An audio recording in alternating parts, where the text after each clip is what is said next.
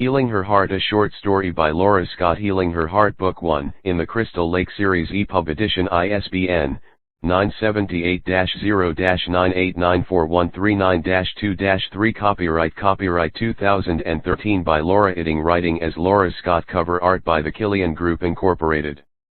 Digital formatting by author EMS. By payment of the required fees, you have been granted a non-exclusive and non-transferable right to access and read the text of this ebook. No part of this ebook may be reproduced, transmitted, downloaded, decompiled, reverse engineered, or stored in or introduced into any information storage and retrieval system in any form or by any means, whether electronic or mechanical, now or hereinafter, invented without the express written permission of the copyright owner. Please note this is a work of fiction. Names, characters, places, and incidents are either the product of the author's imagination or are used fictitiously, and any resemblance to any actual persons living or dead, business establishments, events or locales is entirely coincidental. The reverse engineering, uploading, and / or distributing of this ebook via the internet or via any other means without the permission of the copyright owner is illegal and punishable by law. Please purchase only authorized electronic editions, and do not participate in or encourage electronic piracy of copyrighted materials. Your support of the author's rights is appreciated. All rights reserved under international and Pan-American copyright conventions. Thank you. Chapter 1. Larissa, I put a new patient in room 4 for you, Mary Haynes, the Hope County Hospital ER charge nurse, called out. Okay. Larissa Brockman finished documenting on her recent discharge and then pushed away from the computer. The hour was well past midnight, but the ER remained incredibly busy on this Memorial Day Friday night. Or rather, Saturday morning. She crossed over to room 4 but then stopped abruptly in the doorway as she saw the familiar face of her patient. Annie Hinkle, a 50-year-old woman looking a decade older than she should, was seated on the gurney cradling her right arm against her chest. No. Not again. The tiny hairs lifted on the back of her neck in alarm. This was the second time Annie had been here over the past month. The last time was for a black eye that she swore was not caused by her husband, Kit's fist. What would be her story this time? Larissa took a deep breath and let it out slowly before entering the room. Hello, Annie. Hi. Annie's gaze barely met hers before skittering away. What did you do to your arm? Larissa asked, keeping her voice gentle as she approached. She had the distinct impression the woman was on the edge and wouldn't hesitate to flee if cornered. I fell off the front porch. You know how klutzy I am.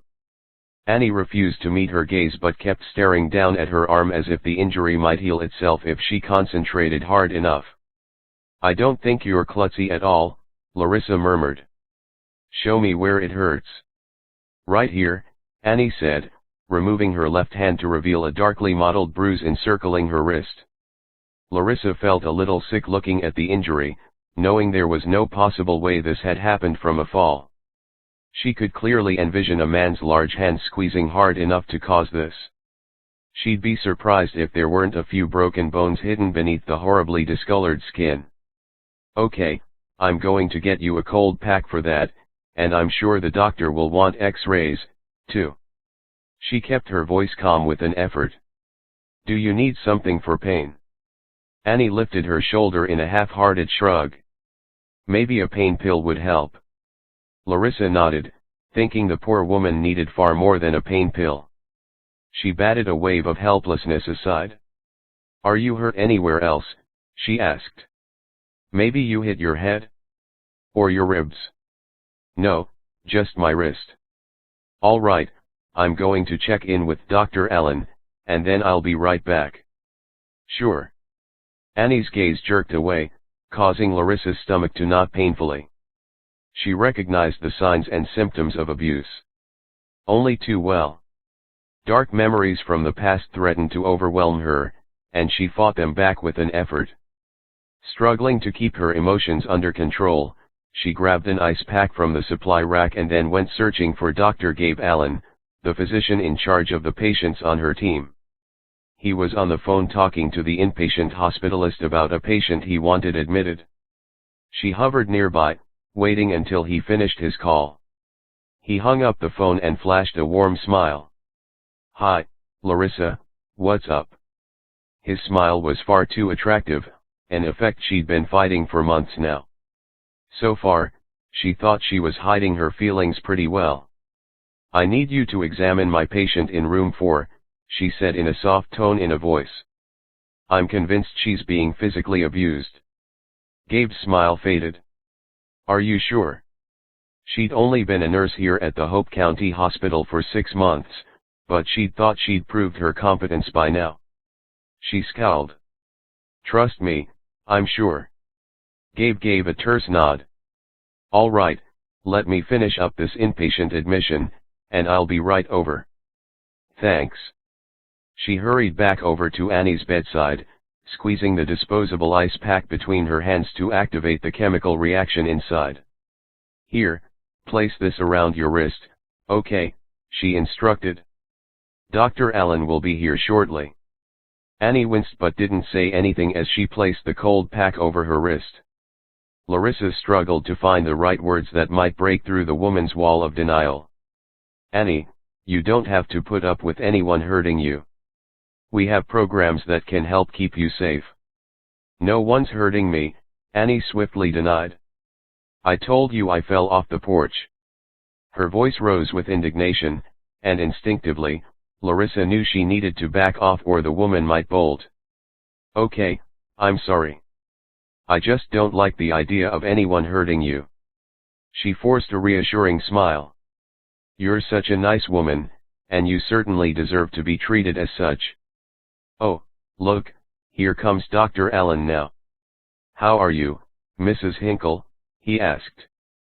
"I understand you may have broken your wrist." "I fell off the porch," Annie said, repeating her story like a parrot. Gabe murmured as he removed the ice pack from her wrist. His eyebrows pulled together in a dark frown when he saw the extent of the injury. He probed the skin gently, his expression serious. "We're going to need several X-rays of this wrist," he said. Larissa swiftly logged onto the computer. "AP and lateral views," she asked as she entered the order. "Yes." Gabe replaced the ice pack and gave Annie a stern look. "You know this didn't happen from a fall," he said bluntly. Yes, it did." Annie's voice was beginning to sound desperate. "I'm klutzy and I fell off the porch." Gabe's frustrated gaze locked on Larissa's, and she knew exactly what he was thinking. She gave him a tiny nod, acknowledging their dilemma, and then turned toward Annie. "Okay, just relax for now. The radiology tech will be here shortly to take you over to get the X-rays. Dr. Allen, do you think she could have a dose of Percocet for the pain?" "Of course." "Great, I'll be right back." Larissa walked over to the automated drug dispensing machine and punched in her password along with Annie's name and ID number. The Percocet drawer popped open, and she removed one dose before closing it up again. When she spun around, she nearly bumped into Gabe. "We have to notify the sheriff's department," he said in a low voice. "I know. The Wisconsin state statutes were pretty clear regarding cases of suspected abuse." Still, she knew that doing the right thing could also backfire in a big way. "But you heard her. There's no way she's going to press charges against her husband. And I'm afraid that he'll only get angrier once the deputy questions him. What if he takes that anger out on her?" Gabe thrust his fingers through his dark brown hair. "You could be right, but what choice do we have?" "I don't know," she admitted, hating the feeling of helplessness. The system was supposed to work for victims, but more often than not, it created a vicious cycle, one that couldn't be broken unless the victim took a stance. But too many of those victims didn't. "Let me talk to the social worker first, okay?" "Okay, but giving her pamphlets on domestic violence isn't going to help," Gabe said with a dark frown. "We have to call the authorities." She nodded, knowing with a sinking heart that he was right. She could only hope that the police could get through to Annie better than she and Gabe had been able to. She closed her eyes and prayed that Annie wouldn't end up back in the ER with injuries that were far worse than a black eye or a broken wrist. Please, Lord, keep Annie safe. Underscore underscore underscore underscore underscore underscore underscore underscore underscore underscore underscore underscore. Gabe stared at the deputy in disbelief. You're telling me there's nothing you can do? Deputy Armbruster held up his palms in a helpless gesture. What do you want me to say? I could haul Kurt Hinkle down to jail, but if she doesn't press charges, he'll be out by morning. That couldn't be right. Surely there's enough evidence there to charge him with abuse even without her testimony. Look, maybe he admits he grabbed her too hard, and she jerked away and oops. Look what happened. The deputy sighed heavily. Without Annie testifying against him, this could be made to look like some sort of accident rather than an intentional act of abuse. With no priors, he'll walk. Gabe sensed Larissa beside him, and he was annoyed that he'd recognized her vanilla scent. Regardless, he kept his attention focused on the problem at hand. He just couldn't believe there wasn't something that could be done legally to prevent Kurt from hurting his wife. Again. What about the black eye from a few weeks ago? She asked. Gabe scowled. I don't remember that. You weren't working that shift, Larissa pointed out. I was on with Dr. Gardner. Deputy Armbruster pursed his lips. We could maybe argue that it's a pattern, but again, not likely. I got a black eye myself playing softball with my girls. He smiled grimly. My daughter Elise has a good arm. Gabe understood what the deputy was saying, but that didn't mean he had to like it. So what can we do? Look, I can go chat with Kurt if you want me to. At least he'll know that we're onto him. And no, Larissa interrupted harshly. Don't. What? Gabe glared at her. Why not? Because he'll be mad and take his anger out on her, that's why. Larissa turned toward Deputy Armbruster. If you can't arrest him, then just leave it alone. Gabe couldn't believe what he was hearing. What was she doing? Why wasn't Larissa standing up for their patient? I think it would do Kurt good to know we're onto him. Why? Larissa asked, her green eyes sparking fire. So next time he can hurt her where the bruises won't show. What? He took a step back. No, of course not. Leave it alone, she pleaded. I'll talk to Annie, okay. Maybe I can help in ways the police can't. Deputy Armbruster shrugged. Okay, let me know if anything changes. Gabe. We need your help over here, Mary called. This patient's breathing is getting worse. Go ahead, I'll talk to Annie, Larissa said. Reluctantly, he nodded and hurried over to where Mary was standing beside another patient who was clearly in distress. The beeping oxygen saturation monitor showed numbers that were steadily declining. Get me an intubation tray now. All thoughts regarding his other patients vanished as he quickly focused on saving this gentleman's life. He placed the breathing tube and then quickly connected the oxygen supply, giving him several slow, deep breaths. O2 sat up to 90%, Mary announced with satisfaction. The respiratory therapist came over to secure the tube. Gabe kept an eye on the guy's vital signs, reassured that he was holding his own, at least for the moment. All right, call up to the ICU and let them know we have a patient for them. Will do, Mary promised. Gabe did a quick visual check on the other patients under his care before heading back over to where Larissa was sitting beside Annie Hinkle. Annie was staring down at the cast he'd ordered to be placed on her wrist after determining that indeed she'd suffered 2 minor fractures. Which could have easily been far worse. The good news was that she wouldn't need surgery. The bad news was that he'd have to discharge her home. Back to her abusive husband. He paused outside the doorway, listening as Larissa spoke softly to Annie.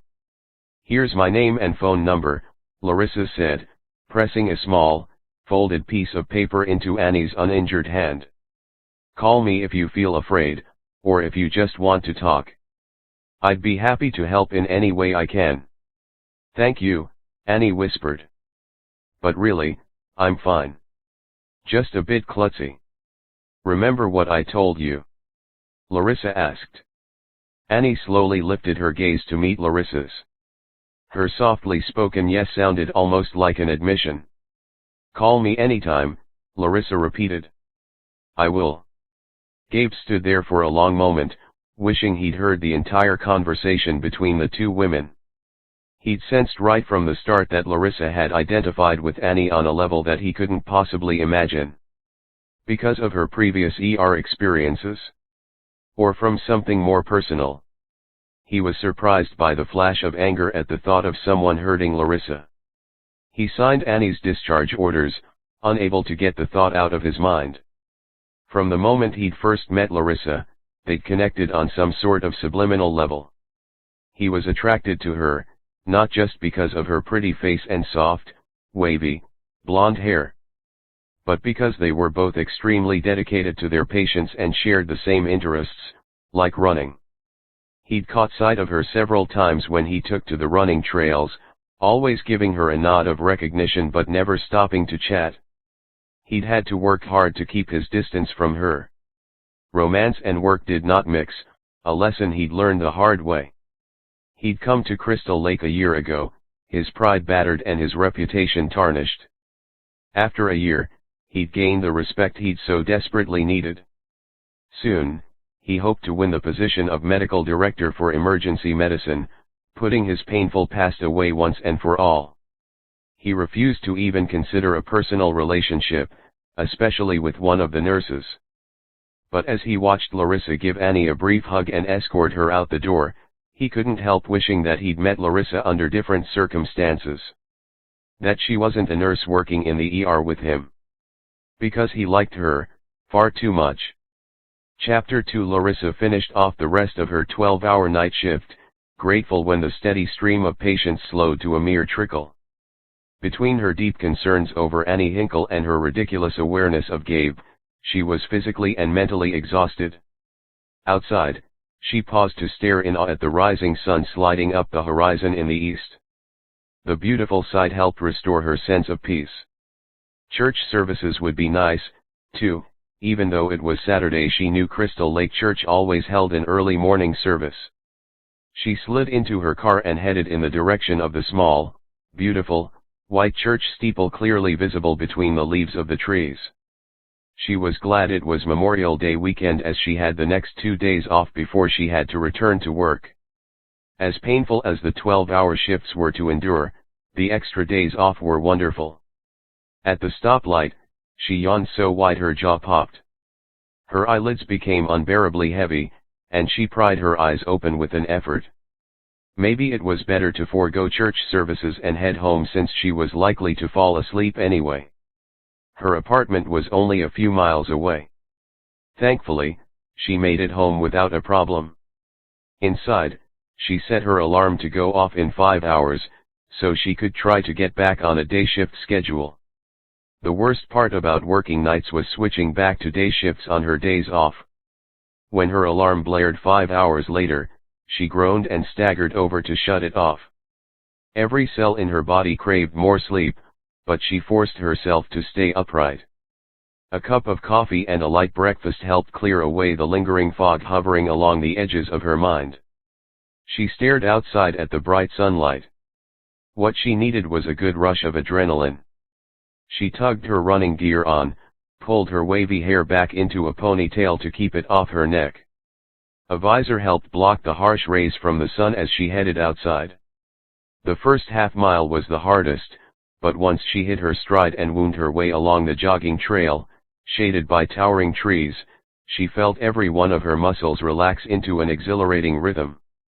Other than being in church, these were the times she felt the closest to God, and she silently recited a prayer as she ran. Distant sounds of laughter wafted up from the lake, where locals and tourists were enjoying the water. She lived in a small apartment building outside of town without direct access to the lake, although buying a small house on the water was one of her goals. Maybe next year, she thought with a smile. She'd come to Crystal Lake to escape a bad relationship and to get far away from the high crime rate of Chicago. The night the cops busted up a drug deal going down in the apartment across the hall from hers had pushed her over the edge. So far, she absolutely loved it here in Crystal Lake. Her peaceful run was abruptly interrupted by the harsh roar of a motorbike. She hugged the side of the trail, peering over her shoulder to make sure she saw the cyclist before he came upon her unexpectedly. The growl of the engine became louder, and she stifled a sliver of unease. One wrong move on this dirt-packed, hilly trail could result in disaster. The motorbike abruptly crested the hill, heading straight toward her. She leaped off the trail to get out of harm's way. But she landed off balance, her foot slipping on loose rocks and branches. She went down hard. The motorbike swerved around a curve, the driver letting out a loud whoop. "Idiot," she muttered, assessing for injuries. Her knees and the palms of her hands were scraped raw from her tumble, but it could have been worse. She stood, and her right ankle zinged with pain. Great. Just what she needed, a sprained ankle roughly 2.5 miles from home. The sound of the motorbike grew louder again, and she stared at the trail, unable to believe the guy had the nerve to come back after the reckless stunt he'd pulled. Sure enough, he was riding down the trail, once again headed straight for her. For a split second, she had the distinct impression that he was purposely trying to run her down. She scrambled out of the way, grasping the trunk of a tree for support as the motorbike whizzed by, so close that she could feel the heat from the engine blasting against her legs. She clung to the tree for several long moments, afraid the motorcyclist was going to come back for a third time. She sent up a silent prayer, thanking God for her safety, before she finally let go of the tree and hobbled back onto the trail. She limped as pain reverberated up her leg with every step. Finding a thick tree branch, she improvised, using it as a walking stick. The soft thud of footsteps on the trail made her tense. She forced herself to relax. There was no reason the driver of the motorbike would decide to come back on foot. It wasn't unusual to pass other joggers on the trail. Sure enough, a runner came into view. A tall man, wearing a sweaty orange t-shirt and navy blue shorts, with earbuds tucked into his ears blocking out the noise. Personally, she didn't get why anyone would want to listen to music while running when the peace and quiet was so much more soothing. But to each his own. As the jogger approached, she grimaced when she recognized Gabe Allen. She shouldn't have been surprised. She'd passed him on the running trails before, and they'd exchanged brief greetings before heading their separate ways. When he caught sight of her, he frowned and immediately slowed down, tugging the earbuds from his ears. "Larissa, are you all right? What happened?" She willed her heart rate not to jump as he stepped closer, concern darkening his warm, brown eyes. She cleared her throat and strove for a light tone. "Did a hotshot on a motorbike fly past you?" she asked wryly. "Because he ran me off the trail twice."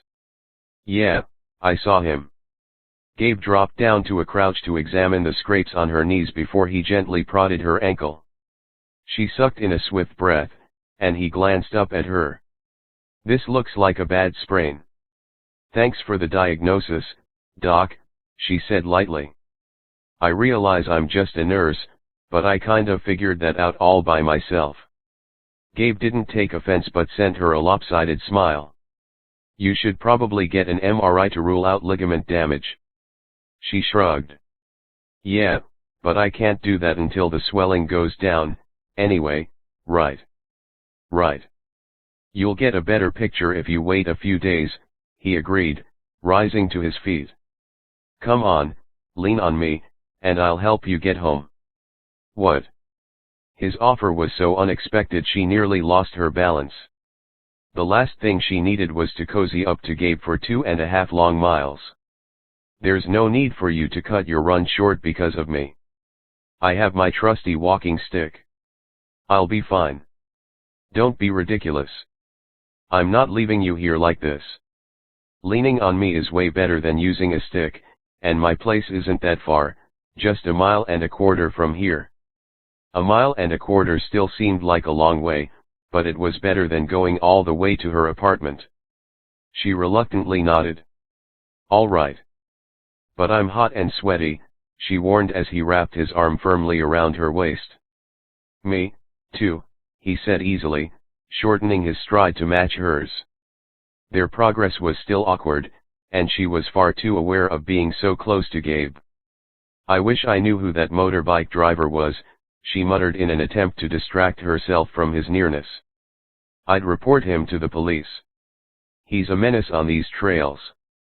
I'm pretty sure that was Tommy Hinkle, Gabe said. I've taken care of him a few times in the ER. Annie's son. The knowledge almost made her feel sorry for him. Do you think his father hits him, too? Gabe was silent for several moments. Actually, I think the kid is probably too much like his father, he said finally. The last time Tommy was in the ER was because he was under arrest for driving under the influence.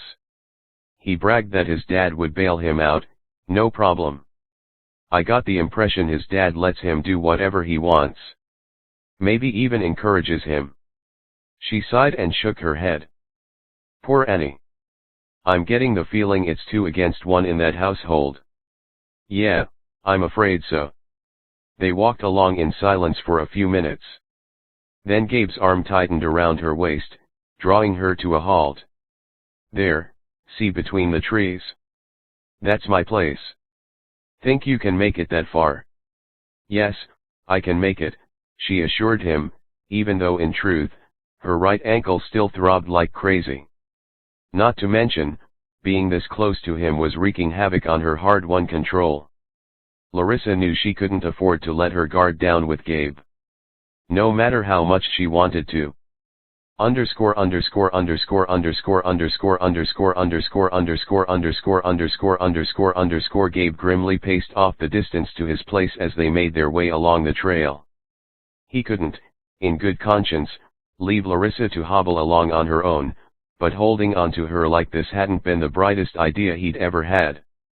She fit against his side perfectly, her slight frame hiding a strength he couldn't help but admire. Her ankle looked terrible, but she didn't whine or complain. In fact, if he hadn't offered to help her, he knew she would have continued on her way without asking for assistance. He had to remind himself for the 10th time that she was an ER nurse, which meant she was off limits. Permanently. Knowing that Tommy Hinkle was the one who'd run her off the trail made him grit his teeth in anger. Larissa was right, the kid was a menace, but he suspected that there wouldn't be much the police could do about it now. Gabe? Is something wrong? Larissa asked. He glanced down in surprise. No, why? Your arm around my waist is getting tighter and tighter, she admitted. You might want to lighten up a bit. He mentally smacked himself. Sorry about that, he said, relaxing his grip. I was getting mad thinking about Tommy. How's your ankle holding up? Just peachy, she said in a right tone. I'm trying to take heart in the fact that your house is slowly getting closer. We'll be there soon, and then you can relax, he promised. His modest, wood-sided A-frame overlooking the lake was his private sanctuary, and while he wasn't accustomed to having women over, it wasn't as if he could drag Larissa all the way to town on foot. He knew she lived in the same apartment complex that Mary Haynes and several of the other staff lived in because he'd overheard the nurses comparing notes one day about an exceptionally noisy neighbor. Your home looks very rustic, she said as they finally approached the driveway. Only 90 more feet to go. Somehow I expected something more, flashy. Flashy? He grasped his chest as if wounded. Do I really look like the type that goes for flashy? She chuckled. No, but doctors generally live a much higher lifestyle than the rest of us. He hid a stab of disappointment regarding her observation. Was she like so many of the other nurses?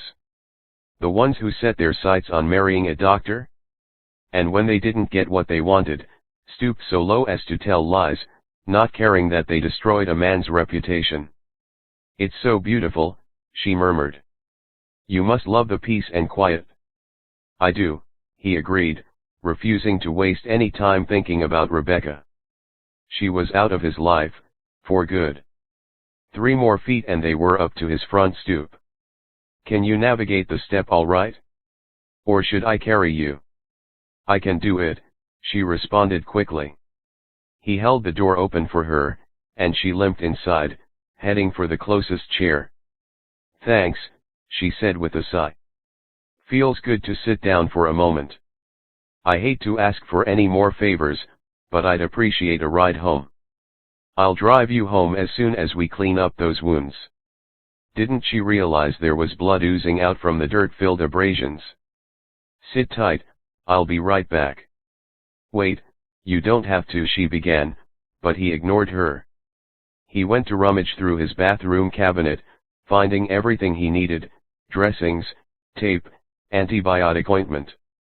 When he returned, he discovered she'd made her way into the kitchen. I don't want to bleed on your carpet, she said with a hint of defensiveness. And I washed the scrapes on my hands with soap and water. He set the supplies on the table and then went over to fill up a bowl with soapy water. He brought it over and knelt beside her. This might hurt, he warned as he took a soft washcloth and began cleaning her knees. The abrasions weren't too bad, and she didn't say a word as he cleaned them up. What's the matter? He asked when he finished putting fresh dressings in place. Did you think a measly doctor wouldn't know how to dress a wound? No, you did a fine job, she said in a low voice. She avoided his gaze. Thanks so much. It's a good thing I'm off work for the next 2 days. A bit of rest and I'll be as good as new. You might want to see your doctor. He'll write you an excuse to stay off work longer if needed. I'll be fine, she repeated. I'm sure you want to get back to your run, so if you could just drive me home, I'll get out of your hair. She was acting a bit strange, and he thought she might be having more pain than she'd let on. He loosened her running shoe. First, let's wrap up this ankle. The swelling hadn't gotten too much worse, which was a good sign since she'd been walking on it for the past 20 minutes. Maybe there wasn't any ligament damage. Better, he asked when he'd finished wrapping it snugly. Much. Her voice sounded strained. Thanks. Again. He stared at her for a moment, trying to gauge her mood. He rose to his feet and crossed over to the fridge. He pulled out a bottle of water and handed it to her. After taking a swig of his own water, he took a bag of frozen peas out of the freezer. Here, use this as an ice pack, he said, draping the bag over her ankle. She let out an unexpected chuckle. Too funny. I have a bag of frozen peas that I use as an ice pack, too. He couldn't help but return her smile. I bet every runner has a bag of peas in their freezer. Maybe, she agreed. She took a long drink of water before recapping the bottle. So, is there anything else you think you need to fix, Dr. Allen? Or should we get going? He had the insane urge to offer to make her dinner but stopped himself just in time. I'll drive you home. Here, lean on me. My car is in the garage. No problem. She held onto the peas and the water bottle with one hand and held him around the waist with the other. It was a short distance, but he found he missed her touch once she was safely tucked into the passenger seat. Larissa kept glancing out her window on the ride home, and he got the sense she was avoiding him for some reason. After about 10 minutes, he pulled up to her apartment complex. He insisted on helping her up to her apartment despite her protests that she'd be fine. Do you need anything else? He asked after she unlocked the door. Nope, but thanks again. See you later. She barely got out before she shut the door firmly between them. He stared at the closed door for several long seconds before turning to make his way back outside to his car. The thought that she'd been so anxious to get rid of him didn't sit well.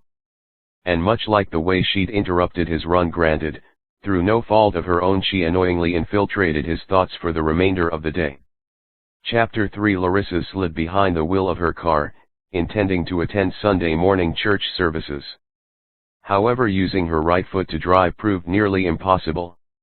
After several jerky attempts at driving with her left foot, she let out a frustrated groan, turned off the car, and awkwardly climbed back out from behind the wheel. No way was that going to work. She was more likely to hit something than not. She stared up at the cloudless sky, fighting a wave of helplessness. This stupid ankle was going to ruin her few days off work if she couldn't manage to drive a car. She propped herself against the vehicle, enjoying the cool breeze as she tried to figure out what to do next. Less than one day and she was already heartily sick of being stuck in her apartment. Maybe she could manage to hobble down to Rose's cafe. Josie would keep her company at least for a while. There was nothing the cafe owner liked more than gossip. Larissa. She turned when she heard her name, surprise widening her eyes when she caught sight of Gabe Allen walking toward her. He'd parked his car a few spaces down from hers. "Hi, Gabe." She was glad that this time she didn't smell like sweat and was dressed in a flowery skirt and a matching pink, short-sleeved top. She tried not to fidget with her clothing. "What are you doing here?" "I brought over a pair of crutches in case you needed some help getting around." He gazed at her attire and lifted his brow. "Are you headed somewhere special?" She blushed and wished she could stop this ridiculous reaction to him. "I planned on attending church services, but driving is apparently not an option." Had he mentioned crutches? She brightened with the possibility. "I bet I could walk to church, though, if you're serious about allowing me to borrow those crutches." Church and then Rose's cafe.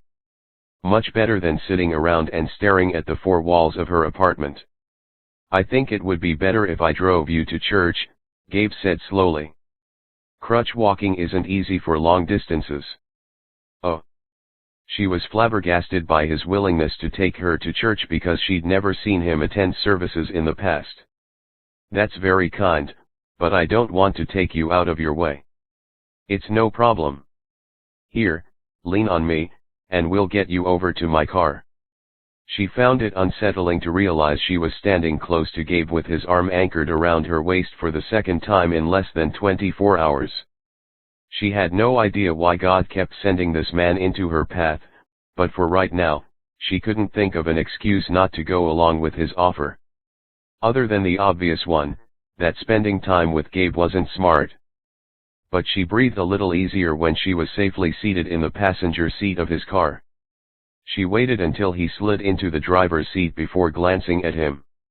"You know, I wouldn't mind if you dropped me off at church and came back in an hour if you don't want to go in with me." Gabe looked past her, over his shoulder as he backed out of the parking space. "Is that a polite way of saying I'm not welcome?" he asked. "No. Of course not." She was horrified that he would think that. "I guess I just never noticed you attending church services before." A smile bloomed across his features. "Isn't it the job of a good Christian to convince us non-goers to attend church and to rediscover our faith?" he asked in a teasing tone. "At least that's what my sister always tries to do." She relaxed after hearing his sister was a Christian. "Yes, you're right about that. I would love for you to come to church, but I can't force you to believe in God. You have to come to that realization on your own." Gabe was silent for a moment. "I have to be honest with you. I haven't been to church in well over a year." She wondered what had happened to cause his lapse in faith. And given what he'd just told her, she had no idea why he'd even offered to come with her in the first place. But she didn't want to pry into his personal life by asking. She, better than anyone, understood the need for privacy.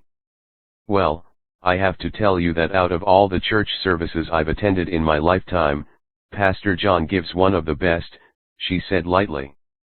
"He's down to earth and yet always helps remind us what God would want us to do. Maybe I'm being presumptuous, but I think you'll like him." Gabe made a non-committal noise but didn't say anything more as he pulled up to the parking lot of the church. She struggled to get out of the car, which wasn't easy, but within moments, Gabe was there, helping her. Thanks, she murmured, hoping he wouldn't notice the breathlessness in her tone. Stay there, he told her. I'll get the crutches. He pulled the aluminum crutches out of the back seat and set them next to her. Try these. I set them up for your height based on memory, but I might have the measurements wrong. She took the crutches and propped them beneath her armpits, not surprised to discover they were perfect. They're great. Thanks so much. I broke my foot once, so trust me, I know what you're going through, he confided. It's not as easy to crutch walk as it looks. She flashed him a smile and made her way over toward the sidewalk leading up to the front door of the church. Gabe stayed right beside her, his hand hovering on the small of her back, as if he was worried she might fall. There weren't many parishioners in attendance as it was the holiday, but those who were there greeted her by name. She didn't know if she should introduce Gabe, and if so, as what? Her friend? A colleague? One of the doctors she worked with? She couldn't bring herself to use any of those options, so she decided not to say anything at all. Gabe was likely regretting his offer to bring her, based on the knowing looks being flashed their way. Did Gabe realize the power of small-town gossip? She could feel her cheeks turning red and ducked her head, hoping no one would notice. She told herself not to worry what anyone else thought. If this was what Gabe needed to bring him back to the church, then the minor discomfort was well worth it. Closing her eyes, she sent up a small prayer. Please, Lord, show Gabe the way home. Underscore underscore underscore underscore underscore underscore underscore underscore underscore underscore underscore underscore Gabe stood beside Larissa in church, wondering why on earth he'd agreed to this. She'd given him an out, had offered to be dropped off and picked up in an hour when the service was over. Honestly, that was exactly what he'd considered before she mentioned it. But he hadn't taken the chance to skip out. Instead, here he was, attending church in the first time in over a year. His sister had dragged him to services whenever possible back in Madison, but after moving to Crystal Lake, he hadn't bothered. When Larissa had mentioned that she couldn't force him to believe in God, he'd relaxed his guard. He loved his sister, Kimberly, but she was constantly preaching at him, trying to get him to buy into every one of her beliefs. Instinctively, the more she pushed, the more he backed off. He picked up the hymnal and found the opening hymn. One thing he'd rather liked about the church services was the music. It occurred to him now just how much he'd missed it. As the organist began to play, they rose to their feet and began to sing along. His baritone was a bit rusty, but he soon got into the rhythm. He caught Larissa's pleased smile as she joined him in singing along. Her arm lightly brushed his, and he kept his eyes centered on the hymnal, pretending not to notice. Even though he did. The pastor was younger than he'd anticipated. Gabe hadn't expected to enjoy the service, despite Larissa's glowing praise of Pastor John Gorman, but since the theme of the sermon today was forgiveness, he found his attention riveted on the pastor's words. Pastor John paused for a moment and then read, "And whenever you stand praying, if you have anything against anyone, forgive him, that your Father in heaven may also forgive you your trespasses." Mark 11:25. The passage struck a chord deep within. He'd remained so angry with Rebecca after the way she'd destroyed his reputation at the University Hospital in Madison. Telling his boss and the hospital leadership that he'd sexually harassed her when, in fact, she was simply upset because he'd broken off their relationship. She'd cost him his job. No matter how much he'd tried to deny her allegations, he knew there was no way to recover from the stigma. It was her word against his, and he'd lost. Big time. Shaking off the past, he focused on the pastor's sermon. According to Pastor John, if he wanted to find peace, he first had to cleanse his soul. And that meant forgiving Rebecca. Could he really do that? He knew he should, but saying and doing were two different things. The organist began the closing hymn before he'd even realized the service was nearly over. And he was even more surprised that he hadn't been watching the clock, the way he used to. In fact, he'd enjoyed the service. "Thanks for bringing me, Gabe," Larissa said softly. "That was exactly what I needed this morning." "My pleasure," he responded. "Don't tell my sister, but I liked it, too." She laughed, and the sound reminded him of picnics at the beach. Or maybe that was just the last time he could remember being happy. Odd that he felt more light-hearted and relaxed around Larissa. "How would you like to go out on my boat this afternoon?" he offered.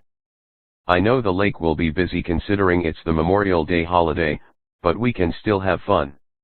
Her blue eyes glowed with excitement and surprise. "Oh, I'd love to do that. You have no idea how horrible it is sitting inside the apartment while everyone else is out having a good time." "Great. How about we grab some lunch and then head over to my place? Unless you need to go home first for some reason." "No, I'm fine." She blushed. "And I was thinking of stopping at Rose's Cafe, anyway." Rose's Cafe it is. He was glad she'd agreed to come with him, even though he wasn't exactly sure why he'd brought the idea up in the first place. Nothing had changed. Larissa was still a nurse at Hope County Hospital, and he was still vying for the medical director position.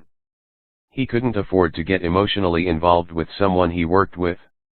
Yet he could relate to where she was coming from. Sitting at home alone didn't hold a lot of appeal for him, either. He would just have to make sure that spending the day with Larissa was about being friends and nothing more. Underscore underscore underscore underscore underscore underscore underscore underscore underscore underscore underscore underscore Larissa told herself that being out on Gabe's boat didn't mean anything. Even though Josie had wagged her eyebrows when she'd noticed Larissa and Gabe together. Larissa tipped her face to the sun and tried to calm her racing heart. Maybe this wasn't the best idea she'd ever had. So why had she said yes? The logical answer was that she'd been bored and hadn't wanted to sit around in her apartment. But the real reason was that she liked Gabe. As a person, not just as a physician she worked with. And she hadn't liked a man in a really long time. For the first time, she realized that she'd been running away from her past. As much as she learned to love Crystal Lake, the fact of the matter was that she would have worked anywhere that wasn't Chicago Central. Gabe wasn't Roland. She'd made one bad decision, but did she have to live with that one bad decision forever? Maybe it was time to forgive herself. Wasn't that what Pastor John had suggested? "I brought you here to relax, not to be stressed out," Gabe said as he slowed the boat, banking gently around a curve. She hadn't realized that her distress had been so evident and cleared her features. "Sorry about that. I guess I was wallowing in the past. You're right that being out on the water like this is very relaxing. You must come out here whenever you have a day off, weather permitting." "I don't come out often enough," he admitted. "I tend to lose myself in running instead." She grinned. "Yes, I know." He was silent for a long moment. "I've been working hard to let go of the past as well," he finally said. "So I understand how it can creep up on you at the worst time." She lifted a brow, surprised he'd admitted that much. "We should be able to let go, right? Considering how nice and peaceful it is here." He nodded as he glanced around. "Yeah, nothing like the city, that's for sure." He lifted his brow. "It's a bit ironic that we're both relatively new to the area." She remembered her first few weeks here and suppressed a shudder. "At least you were a Wisconsinite." She'd heard he'd moved here from Madison. "I came from Chicago, and let me tell you, that was a huge hurdle to overcome." He laughed. "I can only imagine." She smiled in spite of herself. "Thankfully, Julie Crane befriended me, and since she grew up here, the locals finally stopped treating me like an outsider. Julie was working this weekend or she would have had someone to hang out with. Someone other than Gabe Allen. Not that she was complaining or anything. I bet if we asked around, we'd find more transplant residents than those who were born here," Gabe confided. The thought of people who were born and raised here made her think of poor Annie Hinkle. According to Julie, the Hinkles had been here as long as she had. Her smile faded. You might be right, she agreed. Her cell phone rang, surprising her. She stared at the screen for a moment, tempted to let the call go to voicemail as she didn't recognize the number. Reluctant curiosity compelled her to press the green button to answer. Hello. Larissa? It's me, Annie. The woman was speaking so softly she could barely hear her. A shiver of apprehension rippled down her spine. Annie? What's wrong? Are you okay? There was a loud crash followed by nothing but silence. Annie had hung up. Chapter 4 Was that Annie Hinkle? Gabe asked, every sense on alert. When she nodded, he tried to remain calm. What happened? Larissa's tortured gaze met his. I don't know, but I think we should call the police. He quickly turned the boat back toward his pier. Are you sure? Maybe she just didn't want anyone to know she was calling you. She was talking really softly, as if she didn't want anyone to hear her. But then I heard a crash and then nothing. I'm worried something terrible has happened to her. He understood where she was coming from. The dark bruise around Annie's wrist had revealed an ugly story despite her claims of falling off the porch. He'd seen his share of domestic violence cases when he'd been in Madison, but he couldn't figure out why the women didn't just get out. He knew being a victim was part of the cycle, believing the guy was going to change, thinking that next time the same thing wouldn't happen, but it was still frustrating. Call 911 and send the deputies over there just in case. He could hear Larissa on the phone, speaking to Deputy Thomas, explaining Annie's abrupt call and the crash she'd heard. After she finished, she turned back toward him. They said they'd send a squad out to check things out. That's good, he said as he pulled up next to his pier. Wait for me to help you, he cautioned. He made quick work of tying up the boat before giving her a helping hand. She walked up the front lawn at a fast pace. He followed close behind. Do you know where Annie and Kurt live? She asked as they rounded the house. He had a bad feeling about where this was going. Yes. They live in a small house in the woods. They don't have access to the lake, but their house is tucked into the trees. I think Kurt likes his privacy. Privacy that gave him plenty of opportunity to hit his wife without anyone overhearing. Will you drive me there? He didn't want to because he was worried about her safety. Both Kurt and Tommy could be unpredictable. Yet how could he refuse? If anything, Larissa might be able to calm Annie down if she was upset since she'd established a good rapport with the patient during her last visit. I'll drive you there, he agreed. But we're not going inside until the cops show up. Larissa looked like she wanted to protest, but she didn't say anything as she slid into the passenger seat. He took the crutches, stuffed them in the back, and then jogged around to the driver's side. Hurry, Larissa urged. He was already pushing the speed limit, but he nudged the gas pedal a bit more. Try calling Annie back, see if she answers. Larissa did as he suggested, but apparently no one answered because she dropped the phone into her lap. I don't like it, she murmured. Something's not right. As he approached the south side of the lake, he heard the wail of sirens getting louder. The squad sped past them, kicking up dust and gravel, and he couldn't help feeling a sense of relief. He could only hope and pray the deputies had gotten there in time. When he approached the long, winding driveway, he pulled off on the side of the road and cut the engine. What are you doing? She asked, her tone laced with impatience. We have to check on Annie. Larissa, the police are there. We can't just barge up the driveway into the middle of what could be a bad situation. For all we know, Annie could be a hostage.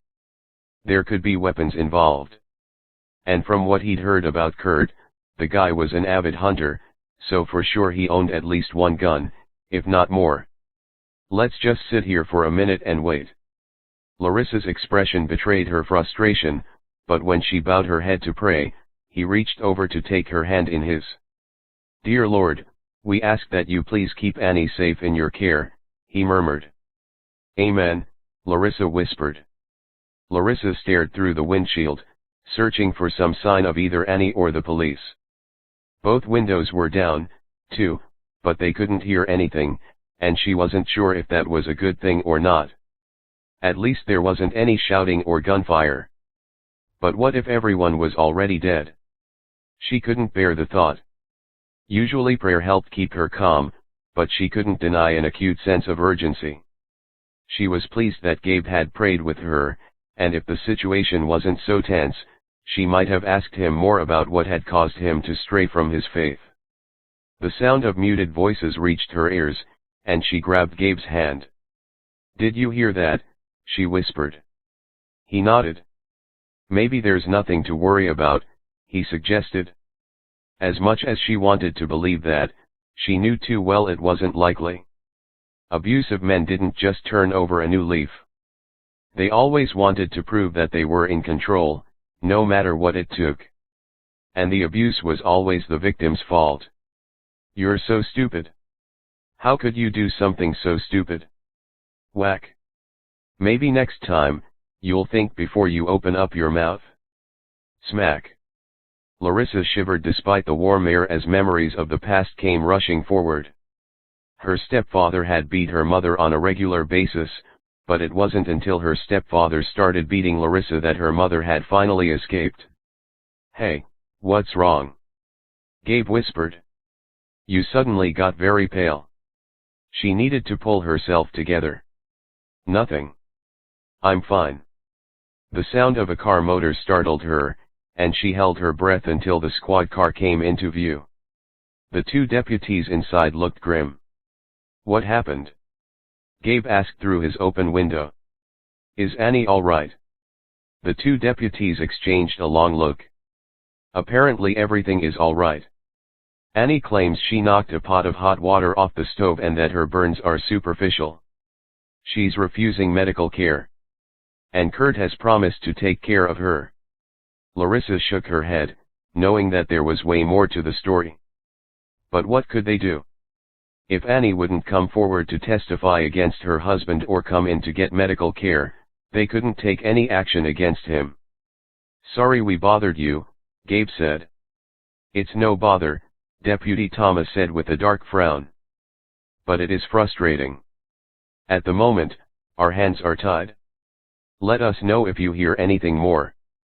"Thanks," Larissa murmured, feeling sick to her stomach. She didn't say anything as Gabe started up the car and drove away. She knew it would only be a matter of time until Annie was hurt again. The only question remaining was whether or not she'd survive the next attack. Underscore underscore underscore underscore underscore underscore underscore underscore underscore underscore underscore underscore Gabe glanced over at Larissa, who'd been unusually quiet during the ride back to his place. "How about some steaks on the grill?" he offered. Her eyebrows rose in surprise, and he mentally braced himself for rejection. "Actually," she said slowly, "that sounds wonderful." Despite his intent to keep Larissa in the friendship category, he was thrilled that they'd be spending the evening together. He assumed that Larissa didn't want to be alone, and he couldn't blame her, especially since he knew she was as depressed as he was about Annie's situation. But he was glad all the same. "I hope you don't mind if I stop at a grocery store," he said. "I need to pick up something to go along with the steaks." "Sounds good. I'd be happy to pay for salad fixings," she offered. "I'll pay for the salads," he said firmly as he executed a U-turn in the road to head back toward town. A few minutes later, he pulled into the parking lot of the local grocery store. He helped her out of the car, once again distracted by her vanilla scent. He quickly pulled her crutches out of the back seat and handed them to her. "Ready?" he asked. "Of course," she said, swinging into a crutch walk like a pro. He grabbed a basket and followed her to the produce section. "Oh, the tomatoes look delicious," she gushed. He grimaced. "If you like tomatoes." Her jaw dropped in mock horror. You don't like tomatoes? How is that possible? Everyone likes tomatoes. I don't, he said with a wry grin. But help yourself. Do you like cucumbers? Of course, what's not to like? What about salad dressing? He asked when they'd filled the basket with veggies. I have ranch dressing at home, but if you want something else, that's fine. I love ranch dressing, so I'm good. Ridiculous to be pleased that they had some tastes in common. They made their way over to the checkout lines, and I ignored the surprised glances in his direction as he paid for the groceries. It was a little late now to be worried about the gossip mill, considering he'd already attended church with Larissa. After the way Rebecca had ruined his reputation at Madison, he'd tried to avoid attracting attention here in Crystal Lake. He hadn't been seen with a woman before now. But there was no denying that he'd been living a lonely existence. And what was the harm of picking up veggies for dinner with Larissa? He didn't care what people said about him outside the hospital. As long as his reputation within the emergency department remained untarnished, he was fine. The drive back to his house didn't take long. Once inside, Larissa took over the kitchen. I'll make the salads, she said, running the veggies under water to clean them. You can grill the steaks. Yes, ma'am, he teased as he pulled the steaks out of the fridge, where he'd been marinating them all afternoon. The fact that he'd planned on having dinner with Larissa all along made him pause for a moment. Was he really considering breaking his cardinal rule against dating coworkers? No, he wasn't. He couldn't afford to do anything that might jeopardize his career. They were friends, that's all. And friends could certainly share dinner on occasion. Not a big deal. He glanced up from the grill when Larissa came out through the patio doors, his breath catching in his throat at the pretty sight she made with her flowery skirt, her pink top and the soft smile that tugged at her mouth as she dropped into one of the deck chairs. Salads are ready whenever you are, she announced. And don't worry, nary a tomato to be found in yours. Mine, of course, is loaded with them. His response was strangled in his throat, and he had to pull himself together with an effort. Sounds great, he finally managed. And how do you like your steak? He asked, trying to find his balance even as his thoughts raced. How had this suddenly turned into a date? Medium rare, she said. And let me guess, you're the kind of guy who likes your meat to moo at you. He couldn't help but laugh. Not me, I like my steaks medium rare, too. They ate out on his deck, overlooking the lake, and he couldn't remember ever enjoying a meal more. When the sun set over the horizon and the mosquitoes came out, they reluctantly went inside. Since Larissa was on crutches, he brought all the dirty dishes in and set them on the counter. She tried to start the dishes, but he shooed her away. I have a dishwashing machine, there's no reason for you to do them.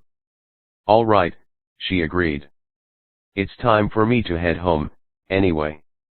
Thanks for dinner, Gabe. You're very welcome, he said huskily. As much as he didn't want her to leave, he knew that it would be best for him if she did. He was already far too aware of her. And far too comfortable around her. Do you need help getting out to the car? Hey, I'm a pro with these things by now, she said, propping the crutches beneath her arms. Although you were right about the fact that crutch walking isn't as easy as it looks. My arms are already tired and sore from one measly day. He knew exactly what she meant. You'll get used to it after a few days. I hope so. He held the door open for her so she could make her way outside. The ride back to her apartment didn't take long, another novelty of living in Crystal Lake compared to Madison. All the streets in Madison led to the capital, which made traffic a total nightmare every day. Are you working tomorrow? Larissa asked, breaking into his thoughts. Yes, are you? No, I'm off one more day. Was that a flash of disappointment in her features? It was difficult to tell in the dim light. For a moment, he considered asking one of his colleagues to cover for him so they could spend another day together. Bad idea, he told himself. Really bad idea. Besides, he'd see her the following night. He tried to find a neutral topic. If your ankle isn't better, get in to see your doctor. I still think you might need that MRI. I will, she promised. He pulled into the parking lot of her apartment building and shut off the car so he could help her out. Of course, being Larissa, she was already trying to get out on her own. Trying not to roll his eyes, he hurried around to assist. She attempted to pivot on one foot and teetered to the side. I've got you, he said, catching her before she could fall against the door. Her small frame fit into his arms perfectly, and suddenly, he didn't want to let her go. Thanks, she said breathlessly, her face buried against his chest. He stood, fighting against the desire to wrap his arms around her, drawing her even closer. But then she pulled back a bit and tipped her head to look up at him. And he couldn't seem to help himself. He lowered his mouth to capture hers in a tender kiss. Chapter 5. Larissa melted against Gabe, lost in his kiss. It wasn't until there was a loud bang from someone slamming a car door nearby that she finally regained her senses. She pulled away, struggling to catch her breath. Why had he kissed her? Why had she kissed him back? Larissa, he began, and she immediately knew he was about to apologize. It's okay, she said quickly, cutting him off. I really need to get going. Thanks again for everything, she said, desperately wishing she could just walk away. But of course, she couldn't walk anywhere, not without the crutches. Can you get the crutches out for me? She asked when he didn't say anything. Sure. He stepped back, opened the door, and pulled them out. I'll walk you inside, he said. No. The word came out much harsher than she'd intended. Couldn't he see she was hanging on by a thread? Good night, Gabe. She tucked the crutches beneath her already sore armpits and made her way up the sidewalk. Of course, Gabe didn't just let her go inside by herself. In fact, he rushed ahead to open the door for her. Keeping her gaze averted, she made her way toward the elevator. Thanks, but I've got it from here, she said with a bright smile. Have a great day at work tomorrow, she added as the elevator doors opened. She swung inside and jabbed the button to close the doors. It wasn't until the doors closed and the elevator started moving that she sagged against the wall in relief. The trembling in her legs had nothing to do with the exertion of crutches and everything to do with Gabe's kiss. What had just happened? A better question might be, why had that happened? She'd heard about Gabe's aloof reputation on her very first day. All the nurses talked about the fact that the good-looking ER doctor didn't date nurses. Not even ones who worked elsewhere in the hospital. But that wasn't the only reason she'd been fighting her attraction to him. She didn't want or need the complication of a man in her life. She was here getting over a bad relationship, not to jump into a new one. Still, she couldn't help lightly touching her tingling lips. Gabe's kiss hadn't just barreled against the walls she'd built around her heart, it had broken straight through. She closed her eyes and prayed for strength.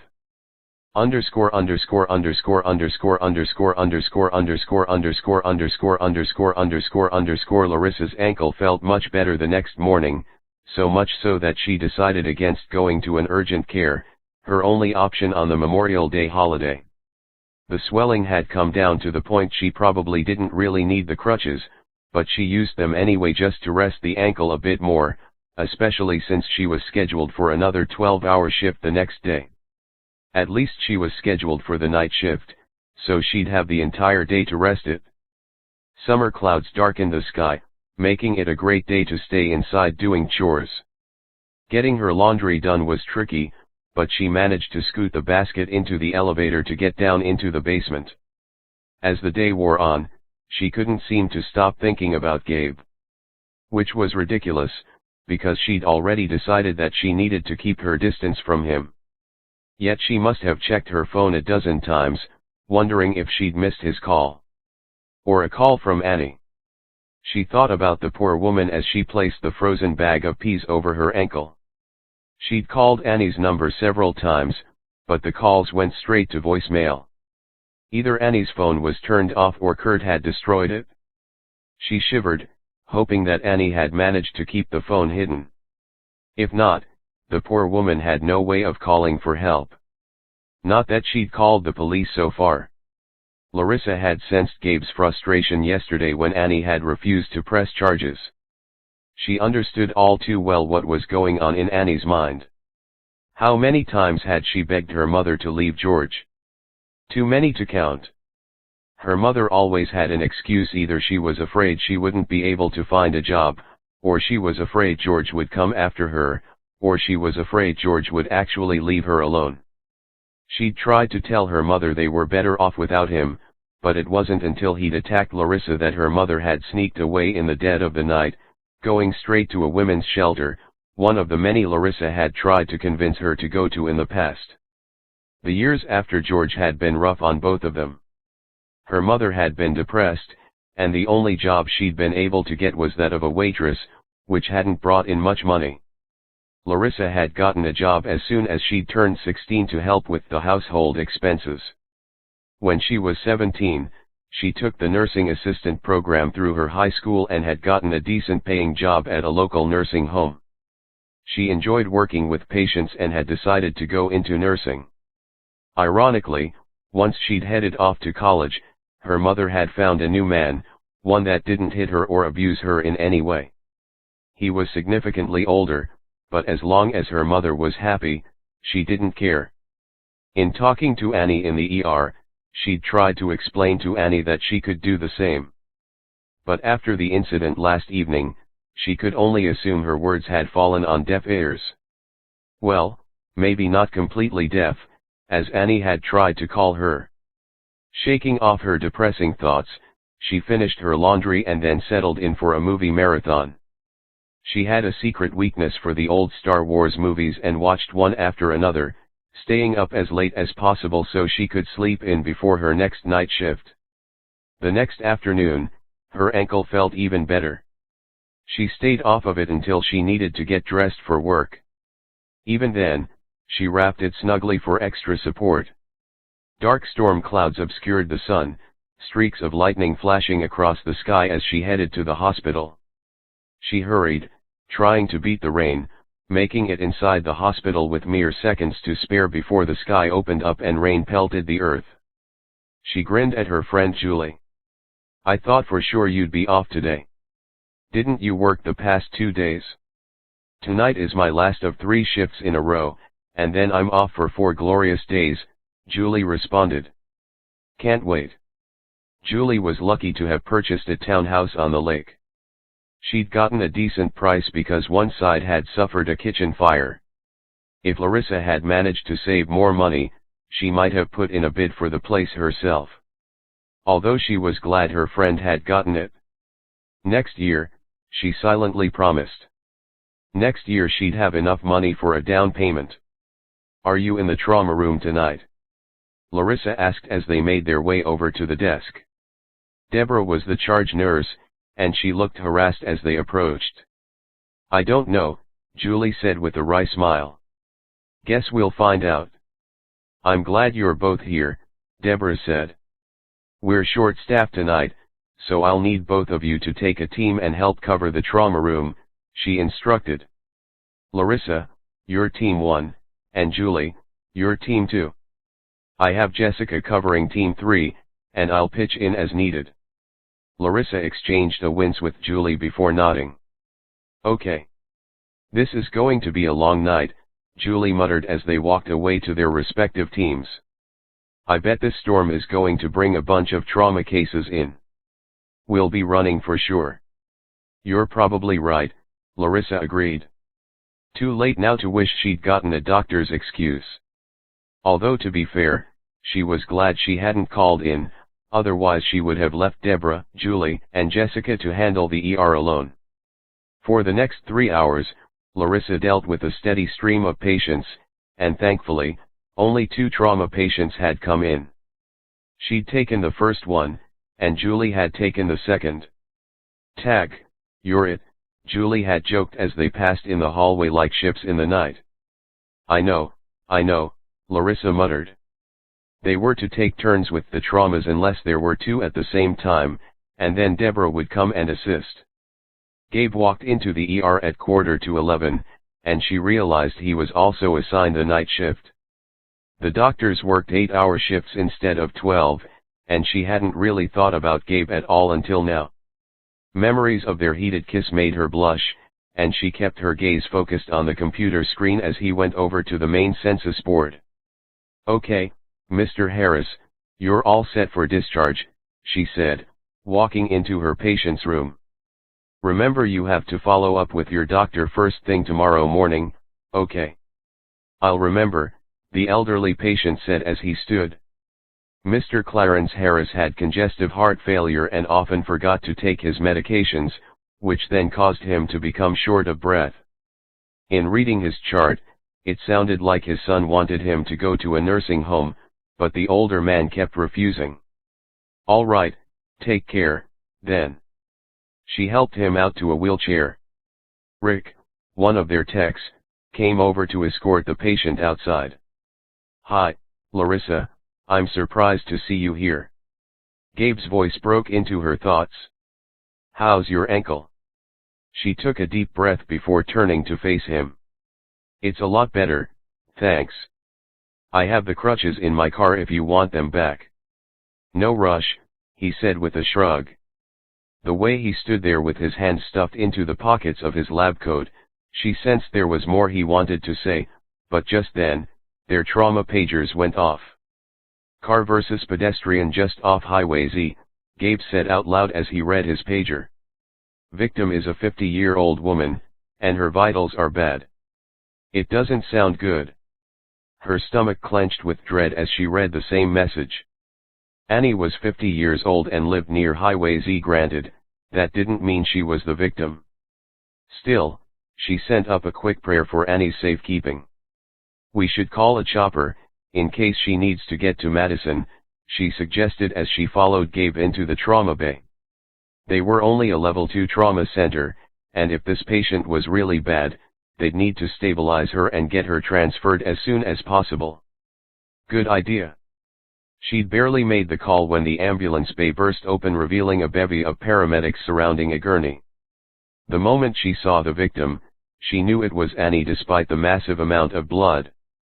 50-year-old woman with serious head injury, unconscious at the scene. Vitals reflect hypovolemic shock. "We have fluids running wide open." "Is there another victim?" Gabe asked. "No, apparently this was a hit and run." Larissa concentrated on taking care of Annie, but deep down, she felt certain Kurt was the one behind the wheel of the car that had hit his wife. And she suspected he'd intended to kill Annie. Larissa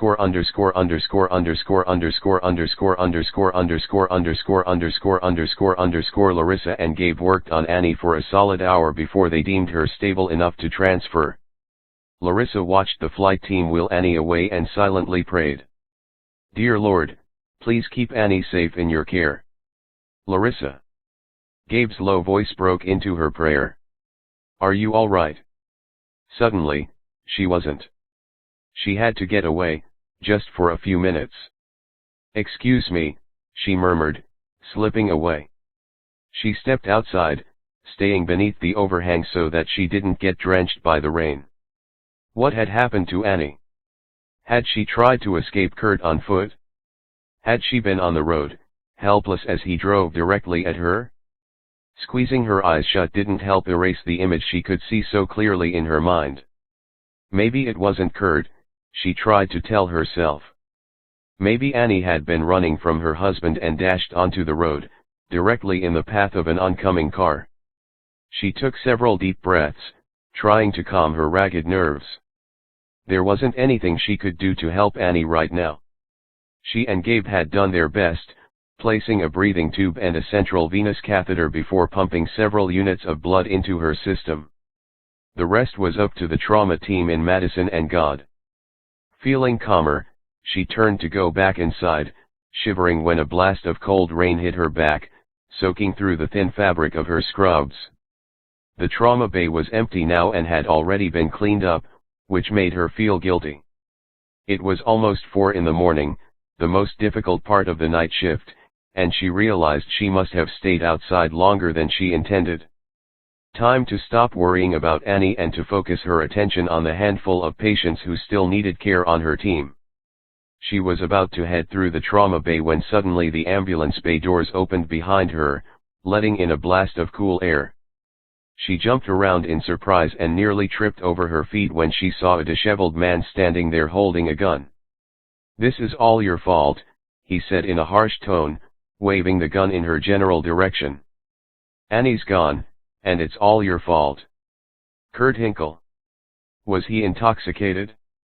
He certainly acted like it. His eyes were bloodshot and his gait unsteady. She swallowed hard and tried to edge behind one of the metal bedside tables, not much protection against a bullet.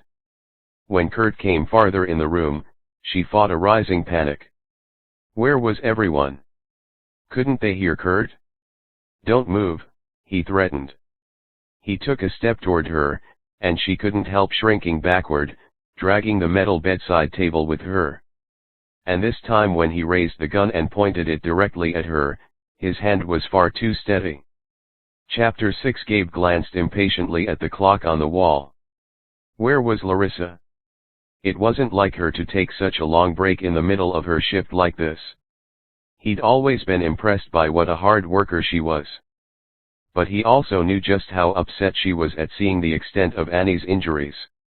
The burn from 2 nights ago had been weeping and was covered in dirt and grime from the highway.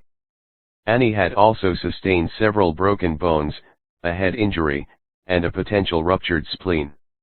It had been a long time since he'd seen anyone so badly hurt. And knowing Larissa, she was likely blaming herself even though there was absolutely nothing she could have done to prevent what had happened. Still, he couldn't help sending up a quick prayer for Annie's recovery.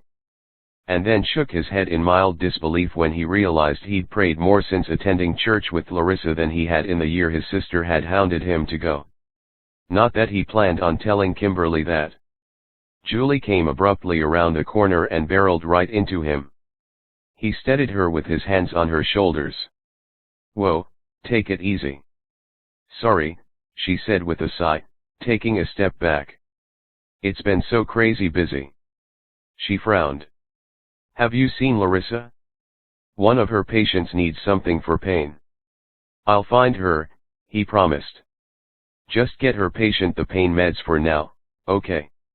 "Okay." Julie disappeared, and he swung around to head back to the trauma bay. He slowed to a stop when he heard a familiar voice.